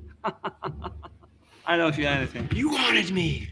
Here I am. I want to see what you do. And you didn't disappoint. You let 5 people die, and you let 10 take your place. Even to a guy like me, that's called where's Dent? Those mobsters, those fools want you gone so they can go back. They cannot go back because you change everything forever. Then why do you want to kill me? Change everything forever. Then why do you want to kill me? I don't want to kill you. Why should I kill you? What I would do without you? You complete me. You're garbage! Who kills for money? Don't talk to me like that. Like one of them. You are not. You're just a freak like me. They need you right now, but when they don't, they cast you out like a leper. I show you. When the chips go down, these civilized people, they will eat each other, just like that. Boom. I'm not the monster. I'm just ahead of the curve. Where's that? You have all this rule, you think they will say, you know, they will not. I have one rule. Then that's the rule you have to break to find the truth. Which is? The only sensible way to live in this world is without rules. And tonight, you are going to break your one rule. I'm considering it. If you want to save one of them, you have to play my little game. Yes, you have to. Yeah? You know, for a while, I thought you were dead. Then when you throw yourself after her, look at you go! Does Harvey know about you and your little Bonnie? Damn it! Where are they? Killing is making a choice. Where are they? Choose between one life or the other. Your friend, the district attorney, or his blushing bride to be. You have nothing to threaten me with, nothing to do with all your strength. It didn't hurt. Do it again. Don't worry, I will tell you what I am. Both of them. And that's the point. You have to make a choice. He's at 252nd Street, and she's in Avenue X. But you have to make a choice.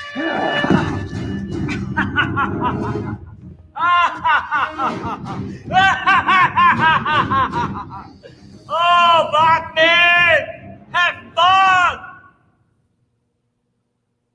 Batman.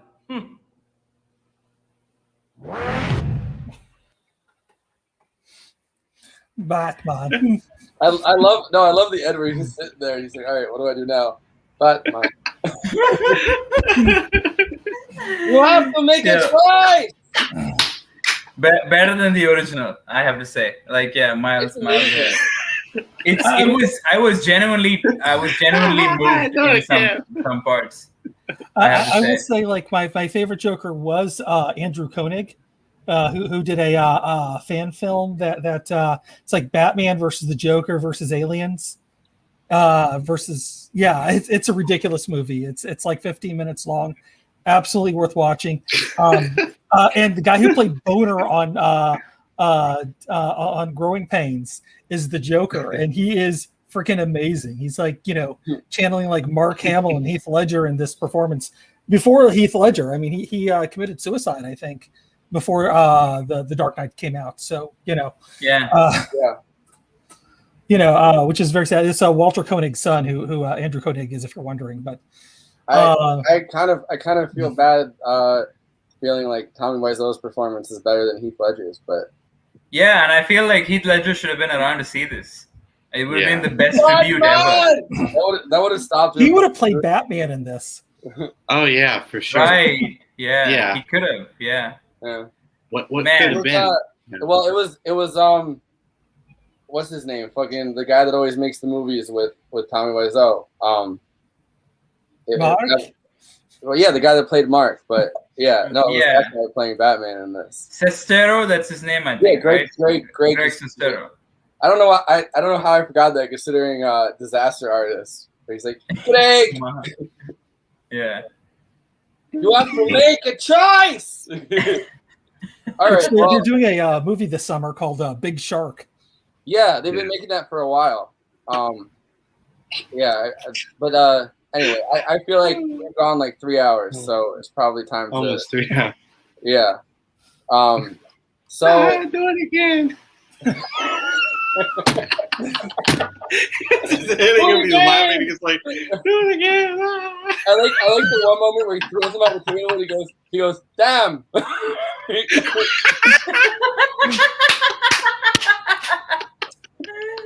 You see, I can't keep my hand. But yeah. So Friday, I think I want to film. I want to do one on the Manchurian Candidate, and then so whoever wants to join us for that can. I think we're having JG Michael from Parallax Views, that podcast, which is an amazing podcast, an amazing dude, and then we might have David Slavic come through for that too. So that might be, it'll be a full roster. But anyone else that wants to join for that, I think we're gonna film it at 6 on Friday, and then I'm gonna put it up this time on Tuesday. But yeah, this was great. I really didn't think we'd go this long on it. We should do Donnie Darko. Just it was a thought. It was a movie thought that came to mind just a few moments ago. So we should really do that. Totally down for that. And it's on YouTube for free. So if it's part of the Film Rights Library. Yeah. So do you guys want to in 2 weeks all come back for Repo Man? Yeah. Absolutely. Yeah. That will be live again. So that'll be really fun. All right. Well, I'm gonna call it quits here, I guess. Yeah. Left is best. Left is best.